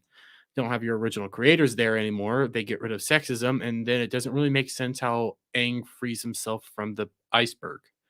Because in the anime, well, Western anime, I'm not going to nitpick. Just go. Yeah, in the anime, it was because Katara was freaking out over the sexism that Sokka was giving her. She loses control over water bending. Iceberg raids comes out of the ocean, gets cracked because of the water, and then it frees Aang and Appa. And this just breaks open because I smell girl. I don't know.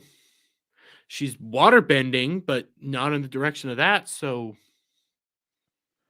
listen, I have to keep according to my poll. If you have guys that voted on it, go to the community tab, vote on the poll. How I'm going to handle the remainder of One Piece live action. You have until Monday to decide and influence the vote. That's another example of tourists. Mm-hmm. When that came out last week or 2 weeks ago, it was 2 weeks ago now. 2 weeks ago. Week. It was. Yeah, we're still in this week. Last Whatever. Thursday. Yeah, it was last week. God, that feels like forever ago. You're right, because I did it on Friday. I did episode 1 on Friday. When it came out last week, suddenly everybody had an opinion, and isn't that the way how this happens? Something which was successful in its own right and has a true fan base, suddenly it gets a monochrome of Western attention, or like with One Piece, or it breaks out of its niche. Because let's be honest, Avatar: Last Airbender was niche. It wasn't something widely known to the normies. Something gets out, and suddenly everybody on Twitter has an opinion. And that's the tourists. Now, the question is, how much of that is paid shillery? And how much of it is the woke tards just trying to own the chuds, as they always say? A little bit of column A, a little bit of column B most of the time. What I think it is tourists get in, people that don't understand like the actual story, understand the actual lore. They start saying, hey, this is good, this is good, this is good, but they don't bother to go look at the actual story or the actual lore. And I'm not trying to shit on him. He's not here to defend himself. Adam, Soldier Spirit, Adam, different Adam. He loved One Piece live action. Watched it like 3 different times. He can't watch the anime because he hates it. He doesn't like how it's done. He hates every aspect of it, but he loves the live action. So then he kind of craps on the reasons why I don't like it.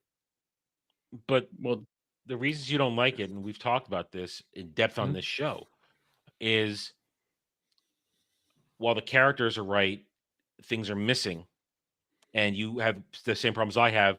You don't like the way they truncated the story and moved things around. Mm-hmm. And that was my problem. Now I gave it a 6.5 because I said it still works. I could still call it One Piece because one, Oda Sensei was involved, and two, the characters are still the same characters. And that's the difference between Avatar and One Piece. Avatar, those characters are not even those characters anymore. It's the same events, but no characters. One Piece may have altered the events somewhat, but the characters are still the same flavor, even if Nami's not as obnoxious and money grubbing as she is right away in the anime and the manga. But it's still there and it still has that purity to it. And also, people who are enjoying it, for the most part, are migrating to the anime and the manga. They've Yes, migrated. that's true. I did check the a few weeks ago on my Saturday show. I did pull up the overall sales numbers for manga for 2023.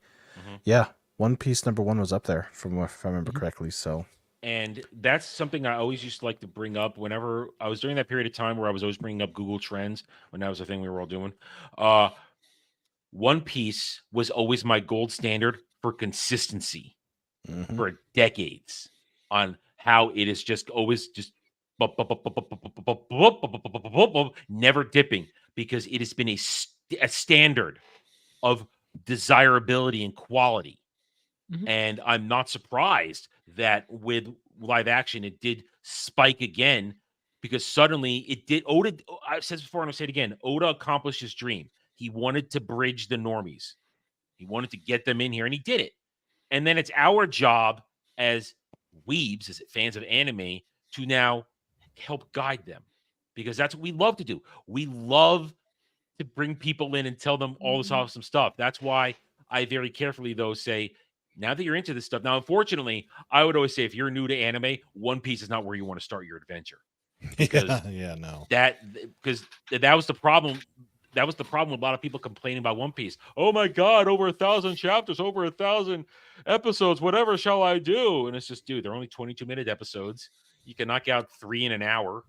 And sometimes they go farther on. Sometimes it's actually 19 minutes an episode because there becomes a standard as you get farther and farther on. The first 4 to 6 minutes is recap plus opener. And it's just, wow, there's really only 19 minutes of episode, really. And they did that also because the show was catching up to the anime, to the manga, so a lot, and therefore filler had to happen. They had to stretch things out. They had to maybe not cover as much per episode. I got that. That reached its peak for me during the Dressrosa arc, where it's like, oh my God, nothing happened because you recapped too much. And I accept it because I've read the anime. I mean, I read the manga, so I know where it's going. Hail Kratos or Kratos. Yeah, things like FMA Brotherhood is not something I would say is even. I wouldn't say that's a starter either, because I mean, Dermy, I think disagrees with me on that. I think we've disagreed on that before because I think the themes and at a 64 episode count, I feel like that's still too much for an anime noob to want to wade into. And the reason I've said it's a good starter is it kind of breaks the stereotype of what an anime is. There's arguments to be made on both sides. Yeah. Because there's fan service, but it's actually kind of minimum. There's it's a darker story. It's not kid friendly whatsoever, and it just breaks what you thought anime was. Like after the time skip, there's not the most fan service you get in FMA Brotherhood is lust, boobs, jiggle sometimes, and there's this one moment after the 3-month time skip where Rinri comes back to Risenbull and finds Ed in her room. She's about to get undressed, and you get half a second of Winry underboob. Well, there's that, and then there's Hawkeye in the shower. Yeah, okay. That's see, I don't see. Beefcake doesn't register as fan service to me because I'm not looking for it, and it's just okay, dude ass, man ass, blocking out man ass.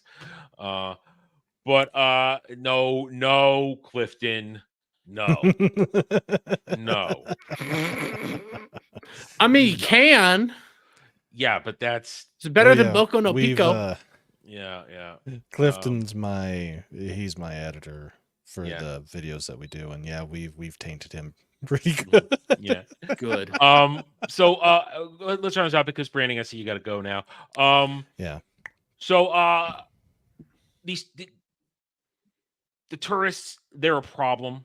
They're going to continue to be a problem because anime is one of these last bastions. Anime and manga are one of the last bastions that the SJWs have failed to break through to, because every time they get a little bit in there, something seems to happen and they just get shoved right back. They don't get their traction.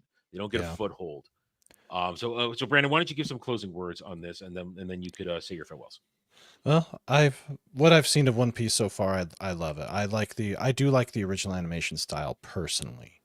I prefer it over the newer one, but that's me being a bit weird. But as far as a show, if you're going to recommend something for someone to get started with, I really liked Reincarnated as a Sword. That was a good one. It's a That great manga. surprised me how good it was. Yes, it's really good, and Season are 2 is getting- coming out soon, though. You know that? yes, Yeah. yes, we are getting the second season. There's a few others. Mhm.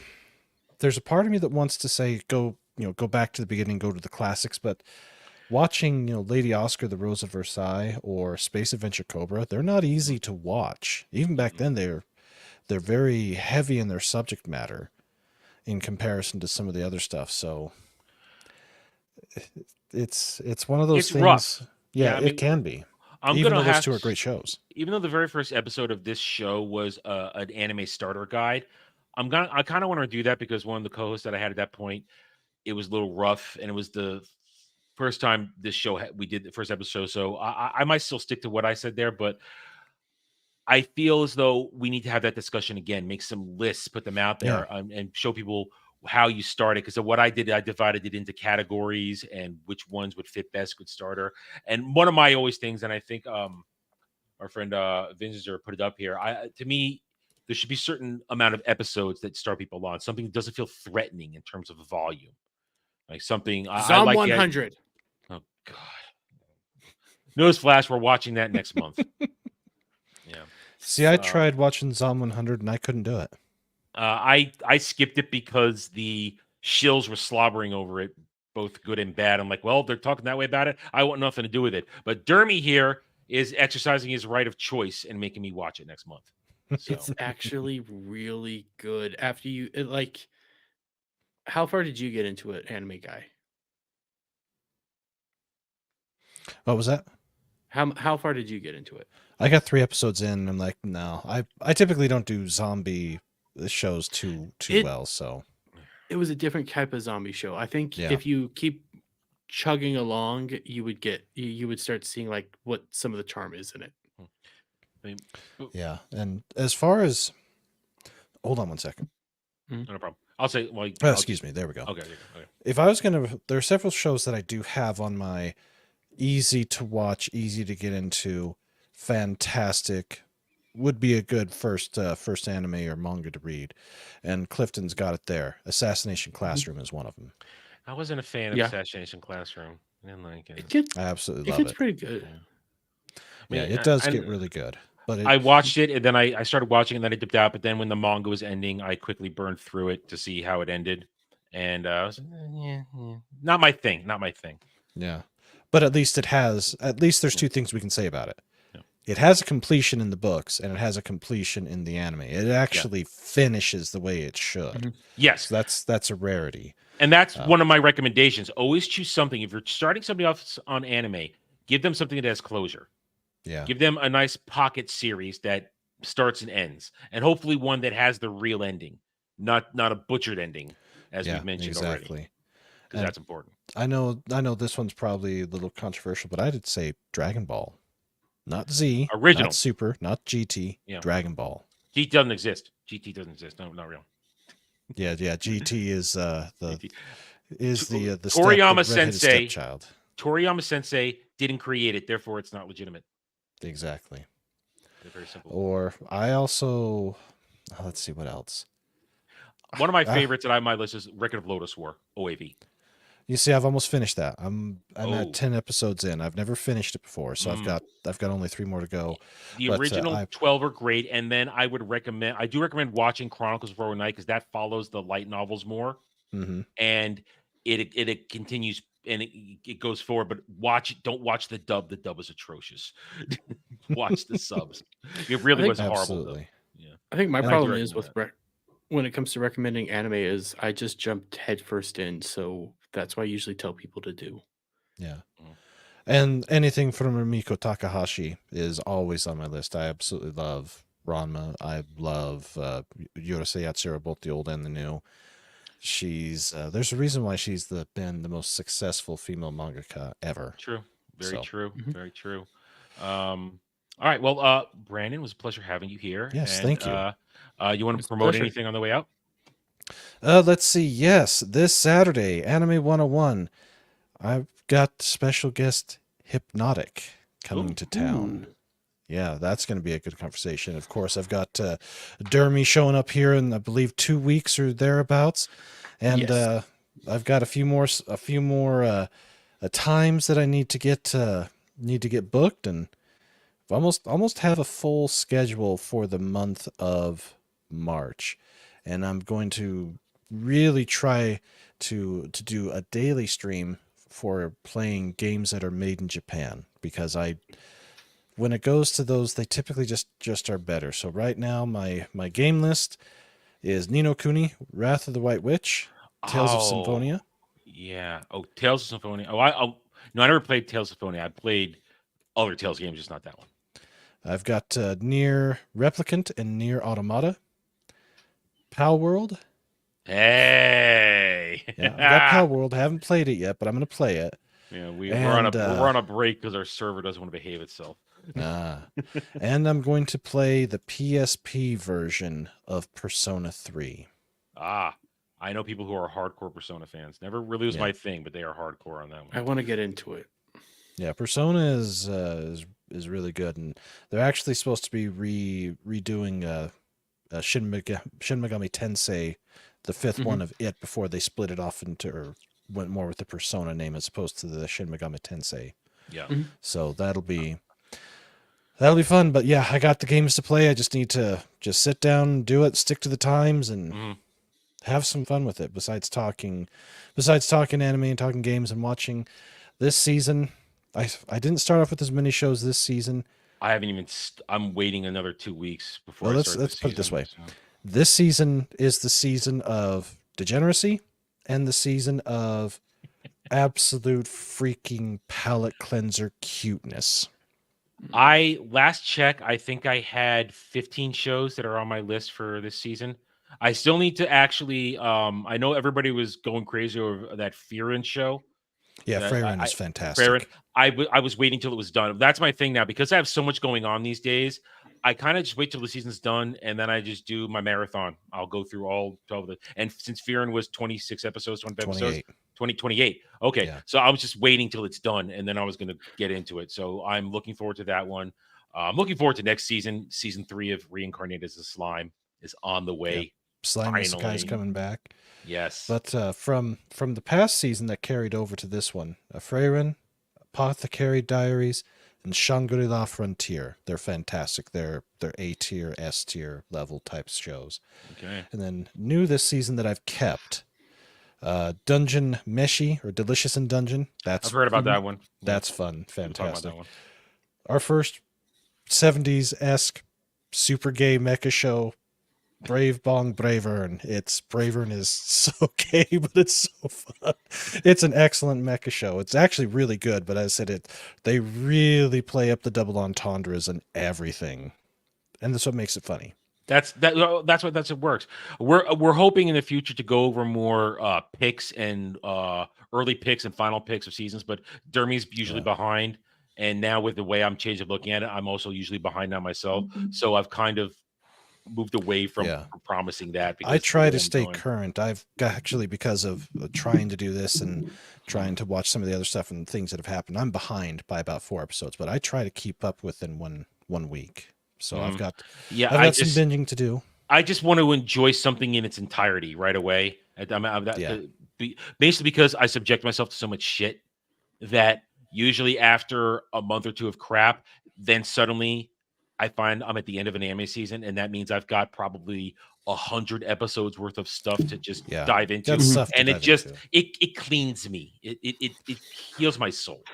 Yeah, my Yeah. palate cleanser is actually Star Trek, and only Oh. from 66 to 05. Anything else is uncivilized. Well, But we might have to get you on Engage one day once we're up and running oh yeah, again. I Man. love Star Trek. All right. Oh And yeah. Carl's right. Bravern equals 70 super robot anime plus 90s Yusha Brave series anime.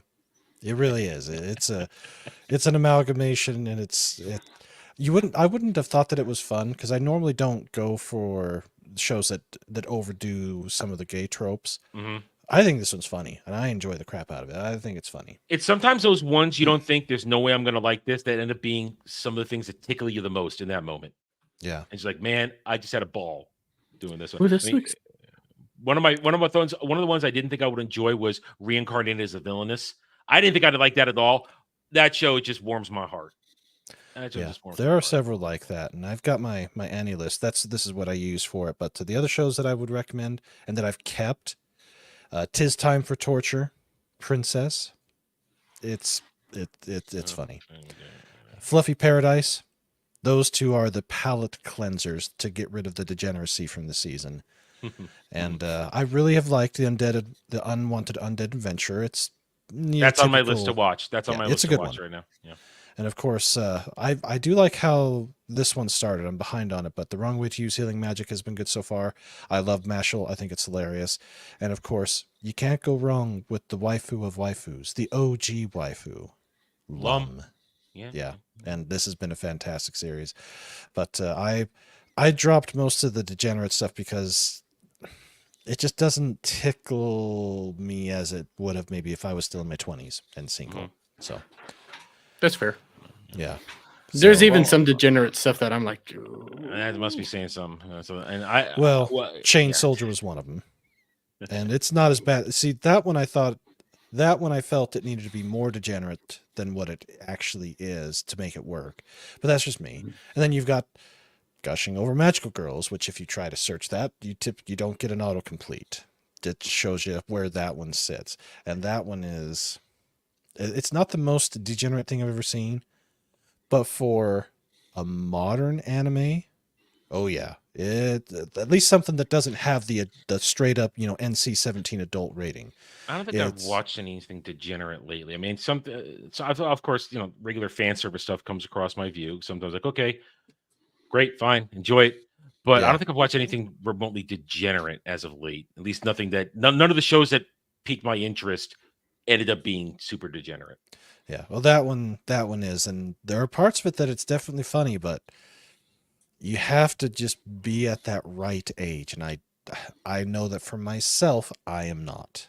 So I'm like, I don't have time for this anymore. I'm just going to drop it. Oh, sometimes and there were a few others I dropped. So yeah, I get usually I lose maybe about 4 to 6 series a season that I'll get 3 or 4 episodes in, and just usually because I'm not enjoying this. I am bored. Yeah. These characters suck. This story is terrible. Or in some cases, this animation is god awful and I can't look at it anymore. Yeah. Well, last season I started with 40, and I actually went through the first at least one episode on all of them.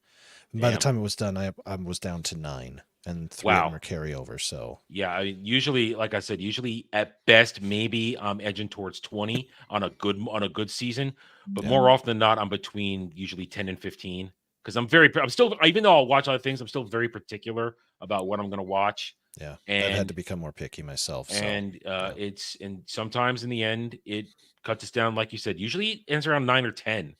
Some way, some always fall off. Some are always be okay. This is not going to happen. Not going to work. Anyway, you're past your time. Thanks for being here, man, and we look forward to having you back, man.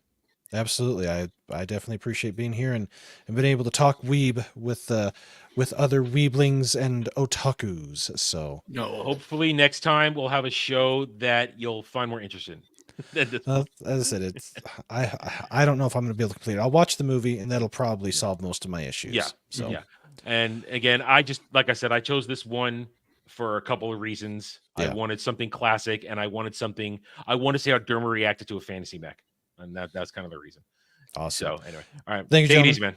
Appreciate Bye. it. Have Take a care. good one, bud. All right, Dermy, let's dive into your last topic here. Then you wanted to bring this up, Yes. so why don't you roll us into this one? So this is something I've been seeing, and mainly in the form of what's been going on with Final Fantasy VII and Rebirth remake, and some of the decisions that have been going on back and forth. It's a mixture of black pilling and black. It's not just black pilling on something, but it's also white knighting for stuff that. Explain white knighting to some people. Most people might not know what white knighting is. So white knighting is basically the exact opposite of black pilling. Where black pilling, you're constantly like just super depressed about it, and you kind of just want everything to fail around it because you no longer care.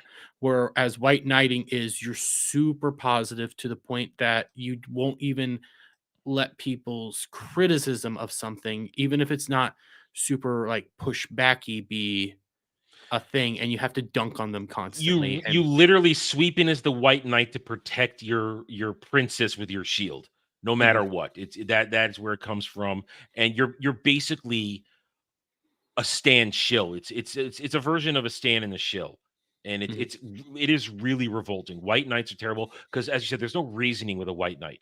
You could reason with a black pillar because they're just sad and they're broken, but a white knighter is completely blind to what you're saying. They will not hear what you have to say. What they're defending can do no wrong.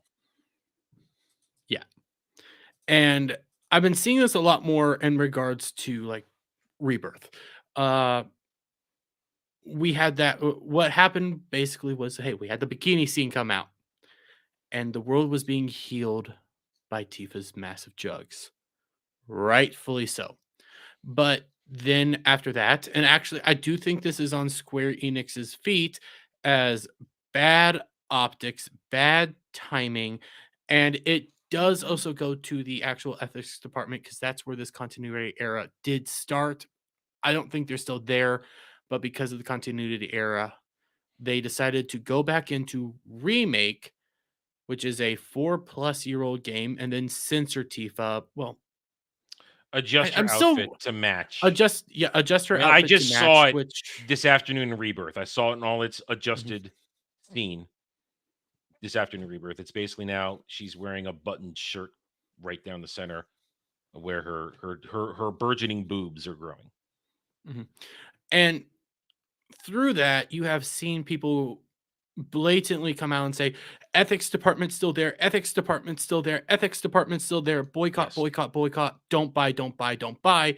Well, on the exact flip side, you're having people do honestly a very disingenuous takedown of you just want to see 15-year-old girls tits, you just want to see 15-year-old girls tits, you just want to see 15-year-old girls tits. Game's awesome, game's awesome, I didn't game's boycott. awesome. I bought. I didn't boycott. I'm not planning on boycotting either when it finally comes out for PC.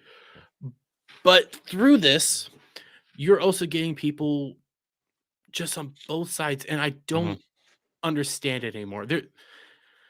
There's this level of you can not everything's total shit, and it's okay to still look at it, engage with it, and just accept for what it is.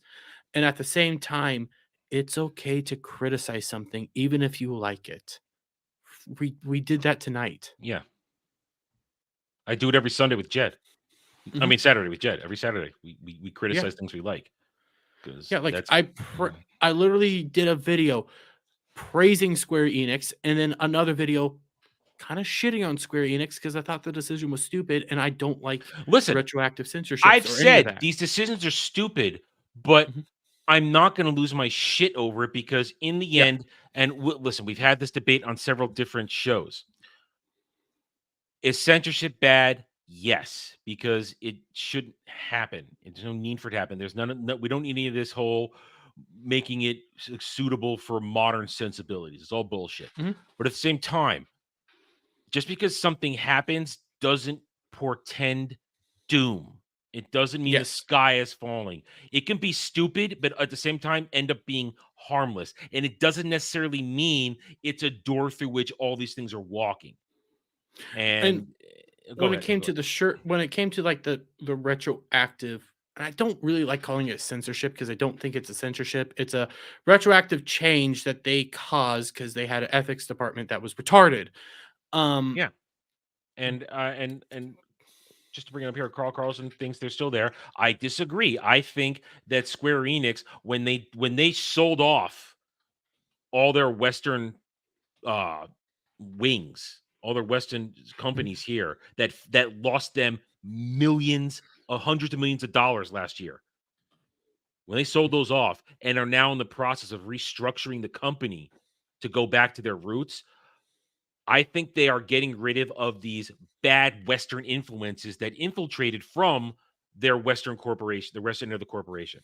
So I think and and here I'll agree where our friend Cloud says all the time, those people are still there, but they aren't in the department where they have power to adjust a game anymore. and I could agree with that. I could agree with that. And like when it comes to this past censorship in particular, I took it from I don't like companies going into games and retroactively doing anything to them unless it's fixing an actual bug. You shouldn't change these aspects. You shouldn't take No. stuff out. You shouldn't do any of that stuff. That's my position on it because I don't like that because it further shows that you don't own any of these games. You're just Yeah. renting space to do stuff with them for a little while, and then they can do whatever the fuck they want with it. But Mhm. that's where I'm taking this from. But when I put out my video on like the whole censorship aspect, I was seeing both sides. We had a dumbass in our sphere going around dunking on everybody for just pointing out, hey, this is a thing and it's not good, and acting like it's not that big of a deal and we're just hating on it to hate on it, when in reality, no, this is actually a legitimate thing. Mhm. And I don't get these two mentalities. Like they're both very counterintuitive to each other. And it kind of just you always have to be on one side or the other, and there is no middle ground anymore. What you get is it doesn't leave a chance to actually get to the root of the problem and Mhm. why somebody has a problem with it. Perfect example. I know we're talking a video game here. It's Anime Odyssey, but this is the focal point through which Jeremy found this, and we can branch it out to anime. It's happening all over the Mhm. place right now, where they are censoring shows before they come over here. It's happening still, where they're cutting things out, or the they're giving the actual people problem. We just talked about it. One Piece. They gave them shit over that. They wanted to censor something, and they did it in Bleach last year, Thousand Year Blood Mhm. arc, where at one point during a fight, one of the Stern Ritter shoves her hand, because it was a chick, her hand right up between Orihime's massive cans, Mhm. and then a few minutes later, a few chapters later, there's a line, "Why do you stink of jizz?" I mean, it's there, but the pearl clutchers, the tourists, the fake fans, the SJWs, the people who create ethics departments who still have control to some extent in anime, they got this shit taken out. And Tite Kubo said, I am deeply saddened that they did this to my property. I did not want this. This was not my, I wrote it a certain way. And the whole reason he allowed them to do animate the Thousand Year Blood arc was so that he could do more with it that he was rushed to finish. Let me say that differently. I said that wrong. He wants to do more because he was rushed to finish the original version in the manga. Because anybody that read the final arc of Bleach knows that, man, that thing just went with a lot of holes and ends not tied off, and a lot of backstory to things happening not in there. And the whole reason they're doing this now is to give us the full story. Tite Kubo wanted to do that. And when they change his art, when he was so open, okay, I'm giving him a chance, that's wrong. So Dermy is absolutely right. When somebody goes in something to change something from its original source, it's not right.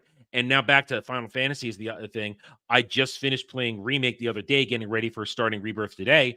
And when you look in the credits as they're showing all the cutscenes, you still see the flashback of Tifa as she was in Remake before they put a patch in, where Cowgirl Tifa, her suddenly growing boobies are sticking out from the top of her vest. Mhm. The unedited part is still in the closing credits. So they didn't even go back in there and get every moment of it. They just went and got back that one half a second blip in the flashback of the chapter one you just play now in Rebirth. So they didn't get it all. And that tells me maybe they weren't even that serious to begin with. Because if they were that serious, they would have gotten it in the credits, if you ask me. Mhm. This, I think, to something you mentioned, this is now fallout from, you told me it was done in Crisis Core, and now it's just now the people left in charge are, well, shit, we don't care. We're not doing this from a censorship issue. We're doing it for a continuity issue. Mhm.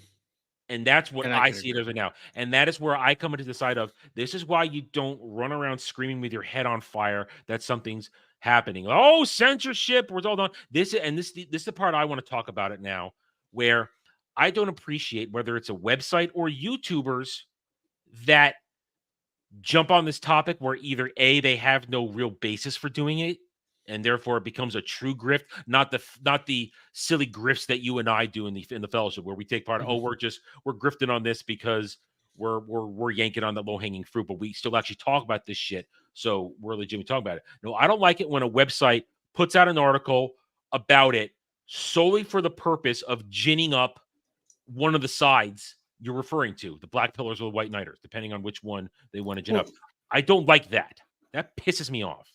and I actually agree because I've dug into some of these, and I think we've talked about another one of these examples before. Bounding in Comics has done it They tons did of it times, again and last week, and then today they did it last week. They did it 2 days ago with the latest Tifa thing, and then Mhm. today I didn't read it because I'm trying to avoid spoilers.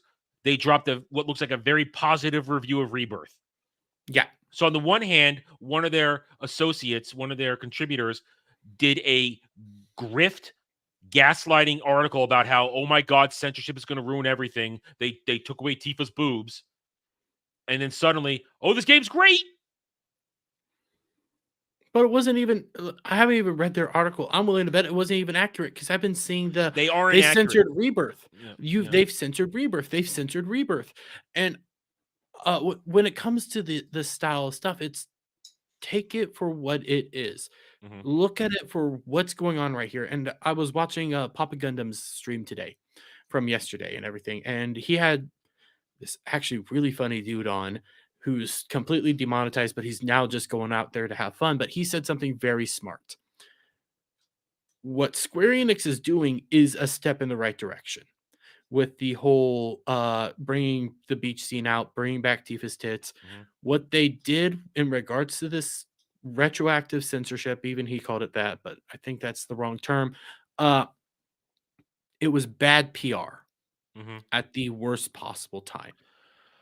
And then he went on and continued saying, hey, what we are supposed to be doing here is we say, hey, that's good that we brought back Tifa's tits. And then you come out and say, hey, that's bad that you did this. And then you just move on.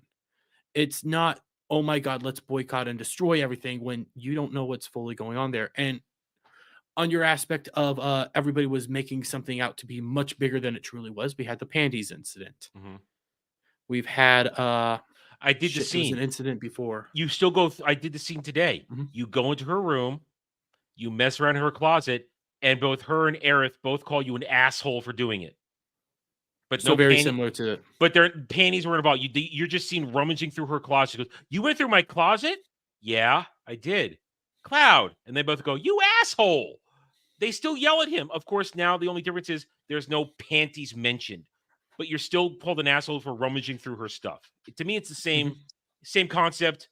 Just the panties joke isn't there, and frankly, I never needed the panties joke in the first place. Some people are going to go die hard. Oh, you needed it, but it wasn't. I didn't need it. No, it was nothing burger. It was a nothing burger. Yes, there was another example of this that I saw. Or while you think of it, I'm going to back up the side that Square Enix is not is going far away. You didn't play Final Fantasy 16, did you? Not yet. Yeah, because you don't have PS5. Well, there's a scene towards the end, towards the final end, where I suddenly forget the protagonist's name and his lady love. They are recovering from a battle. They've been washed up on a shore on a beach. There's an entire scene of both of them naked, sitting as shown. Now, none of the goody bits are shown, but a lot of side boob, a lot of back. But they're sitting there naked, no censorship at all. Just normal as we're talking about anime censorship, where an arm is covering the boob or something's covering the nipple. You can't quite see his crotch, but you see everybody's ass everywhere. I don't know. That's pretty That's pretty not censored to me. And it's tasteful.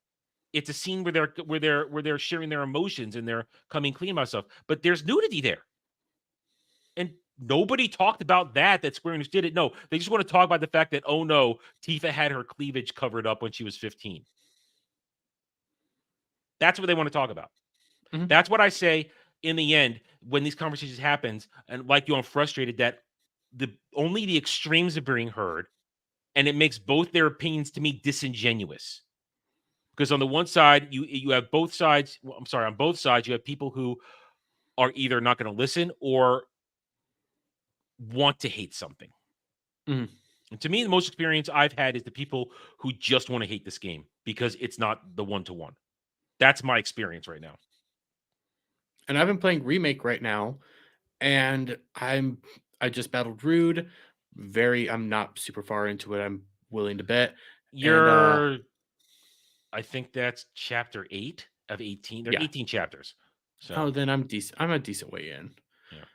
It's probably going to get harder and harder, but I just battled Rude. Yes, they're changing a lot up, but it's Dude, not the the same changes way I just went as through the beginning right now. I was going, if my stream I was going like this. How the hell did this happen? What's going on here? What are you doing? I want a good explanation for why this is happening, but I'm accepting it. I'm moving forward. Like some of the changes I saw weren't bad changes. These were actually like additions, not outright changes. But the main change that I've noticed is there's those weird ghost things. What the fuck's going on there? You spoiled at least one massive deviation towards the end, but I'm willing to bet they at least explain it away and make it kind of make sense for why it does this instead. And There's I'm a lot of not things that still need explaining, especially the beginning of today's game. A lot of things need explaining, and so but I'm along for the ride right now, and I'm enjoying the ride. And I'm not, but like I was mentioning Doomsayers and people like that recently. The Tomb Raider remasters came out. Those are legitimate remasters, not remakes. Legit, just a remaster. That's all it is. Remaster, quite legitimate remasters, and every single outlet came out and talked about the thing from Crystal Dynamics, what they put out there.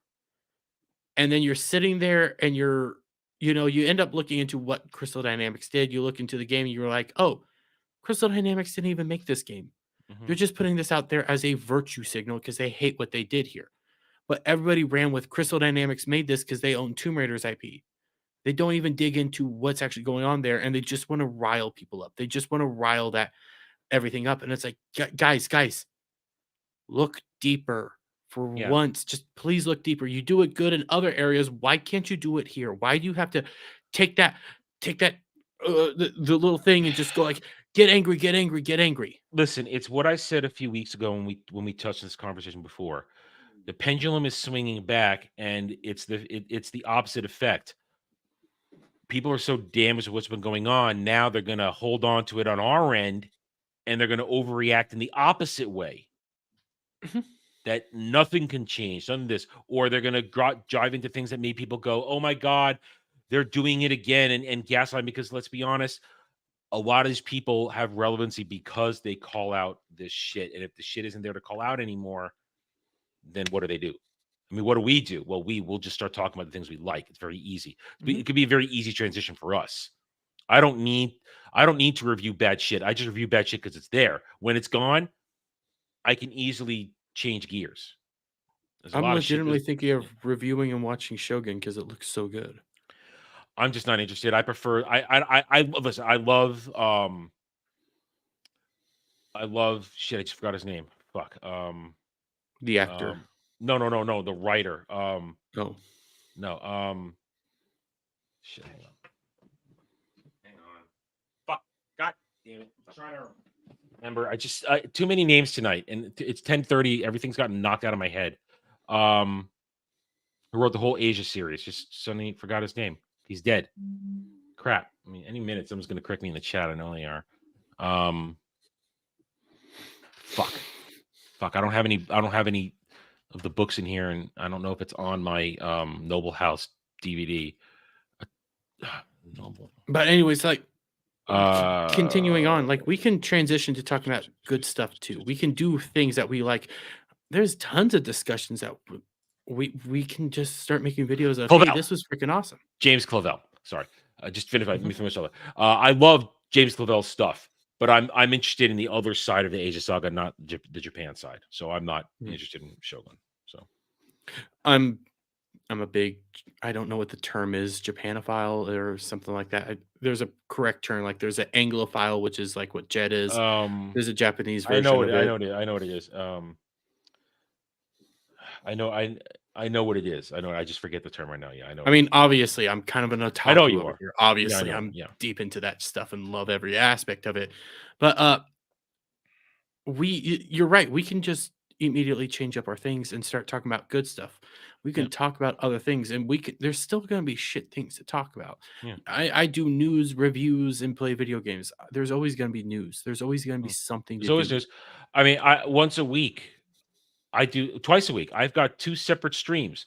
One, Mellow Mondays, we really just try to focus on. Yes, I throw up an article here and there to get pissed about, but the majority of the show is just nerding out over shit. That's Mhm. the whole point of the show, to just talk about the stuff we love. And then Saturday, every Saturday, Saturday Night Drive-In, it's to talk about good movies. Mhm. And And then whether there's or not Jed's gonna like it, that's another story. But and then Anime Odyssey. Sometimes we yeah, get a here. hit. Sometimes we get a miss. Yeah, I wouldn't. I mean, tonight was revisiting something that I once liked. I just like it a little bit less than I did, but I still Mhm. like it. I still think it should be owned. It deserves to be on a shelf. It's different now. Next month, I don't know how I'm going to feel about that. It's something I avoided. I'm just gonna say I like misery porn. This is Yes, you not do. misery porn. This is not misery porn, and I loved Zom 100. So I that know you should like. give I you know you like like a misery porn. Yeah, I know. yeah. I I listen. I really know. like misery porn. I somehow know what it's about. It just didn't appeal to me, and it's like I said, one of those things. People were either gushing over it or Mhm. criticizing it, and therefore I go the opposite direction. I was like, oh, I don't Yeah, want. but So and we've been talking about like the people that rile everybody up, the people that are very doomsayers and everything like that. On the flip side, you also have, and we've kind of touched on it, the white knights. mhm, White knights won't let anybody talk about maybe a negative aspect of something. And the mhm, moment you do say something, hey, this is kind of shitty. You know what? Maybe this thing right here is bad. They'll immediately come to, oh, you hate every aspect of it. You're a fake fan. You're this, you're that. Your opinions are bad, and just start trying to dunk on you, defend it to viciously, mhm. defend any action viciously to the It point does no of, wrong. It's like, oh, yeah, it how can does you no hate wrong. this? And Yeah. I would say go back and watch Tuesday's Tuesday Night Mayhem, because Kratos had an interaction with Lofty, who was full-fledged white knighting for Rebirth. And when Mhm, people were going around like saying, "Hey, this was a shitty thing to do. This was a bad thing to do," with the censorship aspect, Lofty came in and just started dunking on everybody, saying, "Oh, you just want to look at 15-year-old tits. You just want to look at 15-year-old tits. You just want to look at 15-year-old tits." And when you start seeing that, when I make my video and I see people go like, "It's a 15-year-old girl, dude, you're being a creep. It's a 15-year-old girl, dude, you're being a creep." Even though in my video, yeah, I point out it's not that she's 15, it's a retroactive thing, and it goes yeah, to you don't own your games. yeah. And I When you mean, I have already. that, Yeah, yeah. you're absolutely right. Yeah, and I pointed out too tonight. It's like, yes, I made that argument. It is a 15-year-old girl, and it. That is a factor in me and why I'm not making a big deal of it, because so you're gonna cover up a 15-year-old girl. That's fine. But then again, Mhm. how many times have I looked at an anime and a 15-year-old girl with tits bigger than my head are running around? I'm going like this. Yeah. So I mean, I'm not going to be a hypocrite, but I'm also saying the part that I'm not going to defend Rebirth for it. I said it was a stupid decision to censor it at all. You could have just left it alone. But I understand the continuity aspect of it. See, that there is a nuance to these things, but Lofty doesn't understand nuance. Lofty We're doing understands a being neo what? I need to go start watching Clownfish again, because Renaissance Nerd and not Renaissance Carl Carlson, can't speak, doing a Neon Geeky Sparkles from Clownfish TV. Very I nice. haven't watched Clownfish in years, so I don't know if they have. I need to get back on watching it, but I do think we might be doing a decent job of it, because One of us is more animated, the other one is more logical and stuff like that. Yeah, I mean, I used to watch Clownfish back in the day, and I only Mhm. watched some of their videos. I never watched any of their live streams, so I don't know. Do they? So I don't know how they interact these days on streams, but I guess I don't know. I haven't seen any of the streams. I know how they Mm, interact on videos, but mm. I hey, Last time I if we're watched them, doing they were shitting on Shira. That's how long ago it's been since I watched them. So it's been a little while. They do really good park work, but hey, if we're doing something nice, we're something good, hey, we're having a let's do discussion it. here, and Yeah. well, we are sober. We don't drink on this show. Dermy doesn't drink on this show. I don't I know. don't I'm one, I don't drink on this show. Two, I'm trying to cut back on the drinking, only doing it on Fridays and Saturdays. I'm doing my And I'm best. always sober. I did well. The only time I wasn't sober was on my birthday, and I'm Mhm. not doing that again because I don't like losing control of my show. So, But but anyway, what I back on am topic. gonna back on topic. It's when you solely white knight for something, and I've been a victim of white knighting and black pilling on certain stuff. We both have on certain occasions. I'm pretty sure me and you've had arguments back and forth on I various just topics. try not to Well, be a hypocrite. I just yeah, try not to be a hypocrite in what I do and say. That's and my main goal. that's the same way. That's why when I'm playing remake, it's hey, I still don't like that it's not pure to the original, but I'm not hating what I'm getting here. And I try. We have discussions, whatnot. We go on this, but both sides of the white knight and the black pill won't allow for the nuanced discussion or the Mhm. actual like, hey, something is afoot here. Let's just discuss it. Maybe we're going too far one way or the other. They just want to yank you either way and just freak out no matter what. And I've white knighted for Pokemon. I've Yeah, white knighted for Nintendo. I know I have, but at least I try to tell you why I'm doing this and why I'm I coming at it from this I just perspective. don't like the freaking out aspect of either side. Mhm. To me, it's mostly it's the doomsayers that get me the most when they freak out. I don't like that because uh, they refuse to see the whole picture. So like white knights refuse to see the whole picture. When you have a super emotional reaction to something, it is blinding you. You don't see the details and you don't look at the complete equation. Now listen, I'm an old man. I have been through a lot of stuff, and maybe it's just the life lessons I've learned at this point. I'm not gonna lose my shit because most of the time the shit that people are losing over is really inconsequential. Well, I mean, there's one thing that matters right now to me about Final Fantasy Rebirth. Is it going to be a good game? Am I going to have fun? And I will reach that verdict in the next probably 70 to 80 hours well, of gameplay. uh, one other aspect of this is because of that censorship story that went around, that again is legitimate. You had a bunch of people. I'm willing. $5 says it started by a Doomer saying that they were going to censor the beach scene. They were going to censor the beach scene. Mm. Massive rumor going around. Everybody started going like, if they do this, they've pissed away all their goodwill, and everybody was terrified. There are people that still believe that they did it. Comes out they didn't censor the beach scene. They didn't do anything By with the beach now, scene. people have had the game for some for over 24 hours, some for exactly 24 hours. We would have heard by now Mhm. if it was When it censored. comes to that gay relationship, a lot of people actually thought it was a gay relationship, and it's like, where is it? Where is all this stuff? It's not Yeah. there. It's a bunch of people trying to push narratives that don't exist and And it's people that rile aren't really people up. interested in the product either. They're not. Mhm, They're there to be a part of the fight. mhm. They're not going to buy the game. They were never going to play the game. They don't care if the game is good or not. They just want to use it in a wedge for whatever side they're arguing for. And I'm sick of that.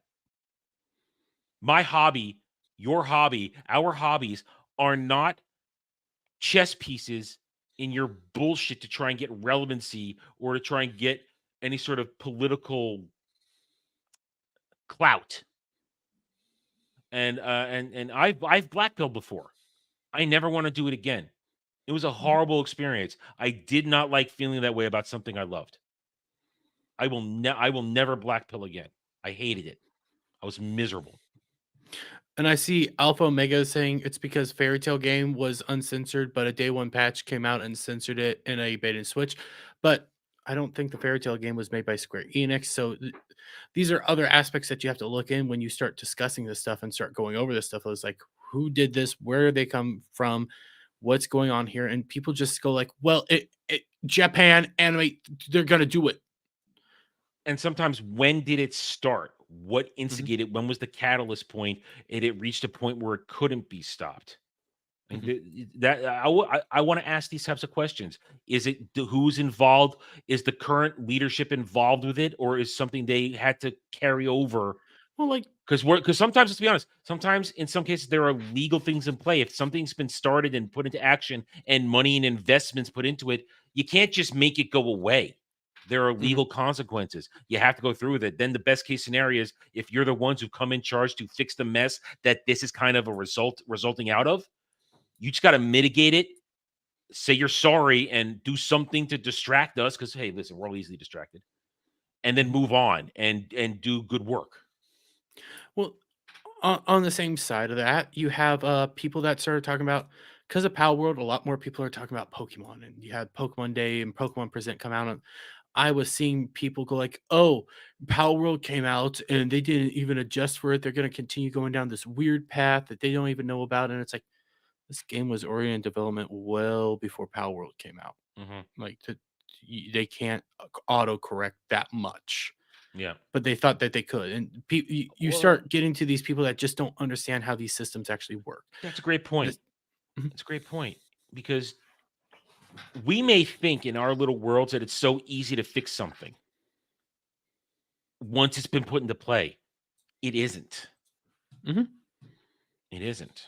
And we, and no matter how much we want it, just, I'm sorry, it's not always possible to stop something from happening, even though maybe the people know it's wrong. and another thing to actually go to real quick on the, like, how much Square Enix has been changing, even with Final Fantasy. They have a brand new CEO that literally Mhm. came in last month. You don't No, know what the fuck's about to happen. no. We had their ethics department no longer hiring. Those people might be there, they might not be there. Is the ethics department existing? Have no fucking idea. But they have a brand new CEO. They're planning on announcing their new changes. And when it came to this last censorship, it was because of the ethics, but it was an ethics fuck up that they should never have done in the first place. Yeah. And the people in charge now, they couldn't stop it. It Mhm, was done.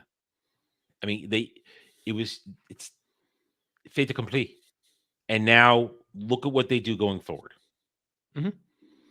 Judge them Whatever. by the final results and how they treat you all going forward. Don't judge from something that, in the end, did it really ruin anything?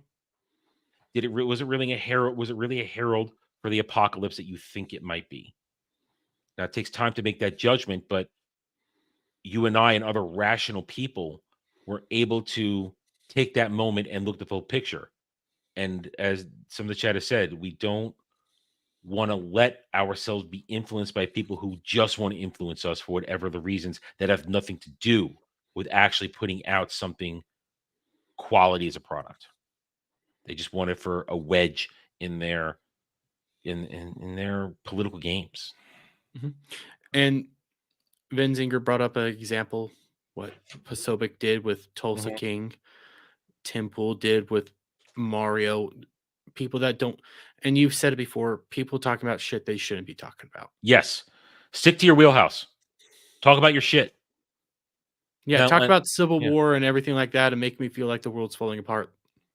yeah. I mean, listen, I have a very large, excuse me, breadth of knowledge in history and politics, but I don't talk about it, not because I don't know about it, but because it's, to me, it's not something that frankly needs to be talked about ad nauseum anymore. I'm not where you want to go for that. Mhm, I'm here. Excuse me, god damn it. I'm here to talk nerd shit. I'm here to help you escape. Now, I won't always perhaps be on topic with my nerd shit, but I'm still going to talk about something and do my best. Anyway, all right. So and I guys, wanna have yeah, fun. yeah. And Now, imparting on this guys, just remember, make your own decisions. It's fine to listen to us and listen to others if we're the ones who have found the news. But remember, doesn't hurt to do your own research. Doesn't hurt to challenge us sometimes, make us do our research.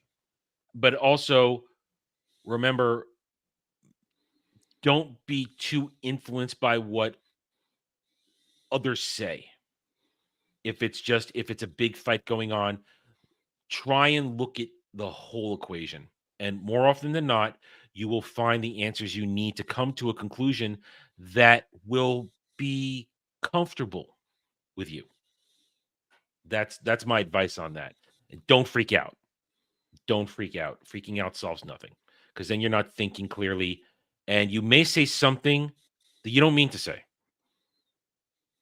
That's why I don't get involved in a lot of internet drama, because even though I do have opinions and feelings and very strong emotions on stuff, I put a lid on it, because internet drama doesn't really, it gets momentary spikes of interest, but it doesn't build good quality entertainment.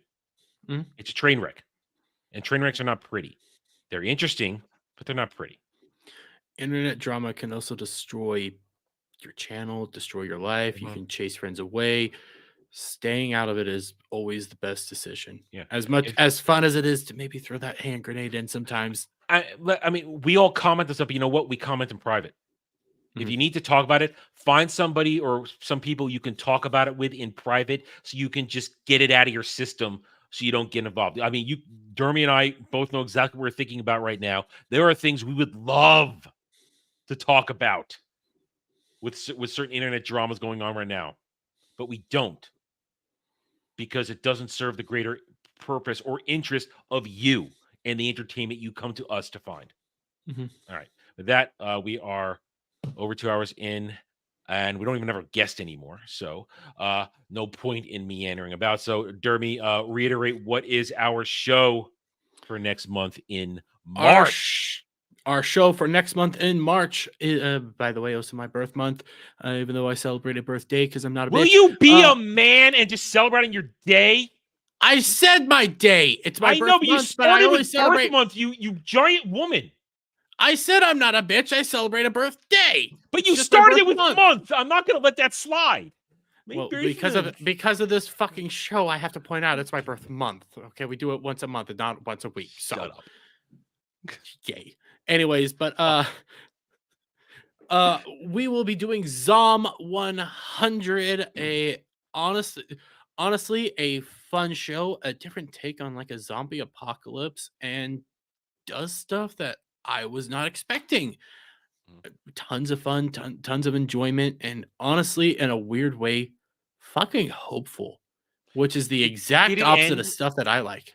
Did it get all its episodes? Because I heard there was a problem while it was airing, that there was delays. So is it over? Yes, there was delays. Yeah, it's all over. It's all dubbed. It's all out. It's fucking. All right, so that'll be March 28th, guys, 8:30 p.m. Eastern. We'll be right back here, and we will announce our guest once we have it.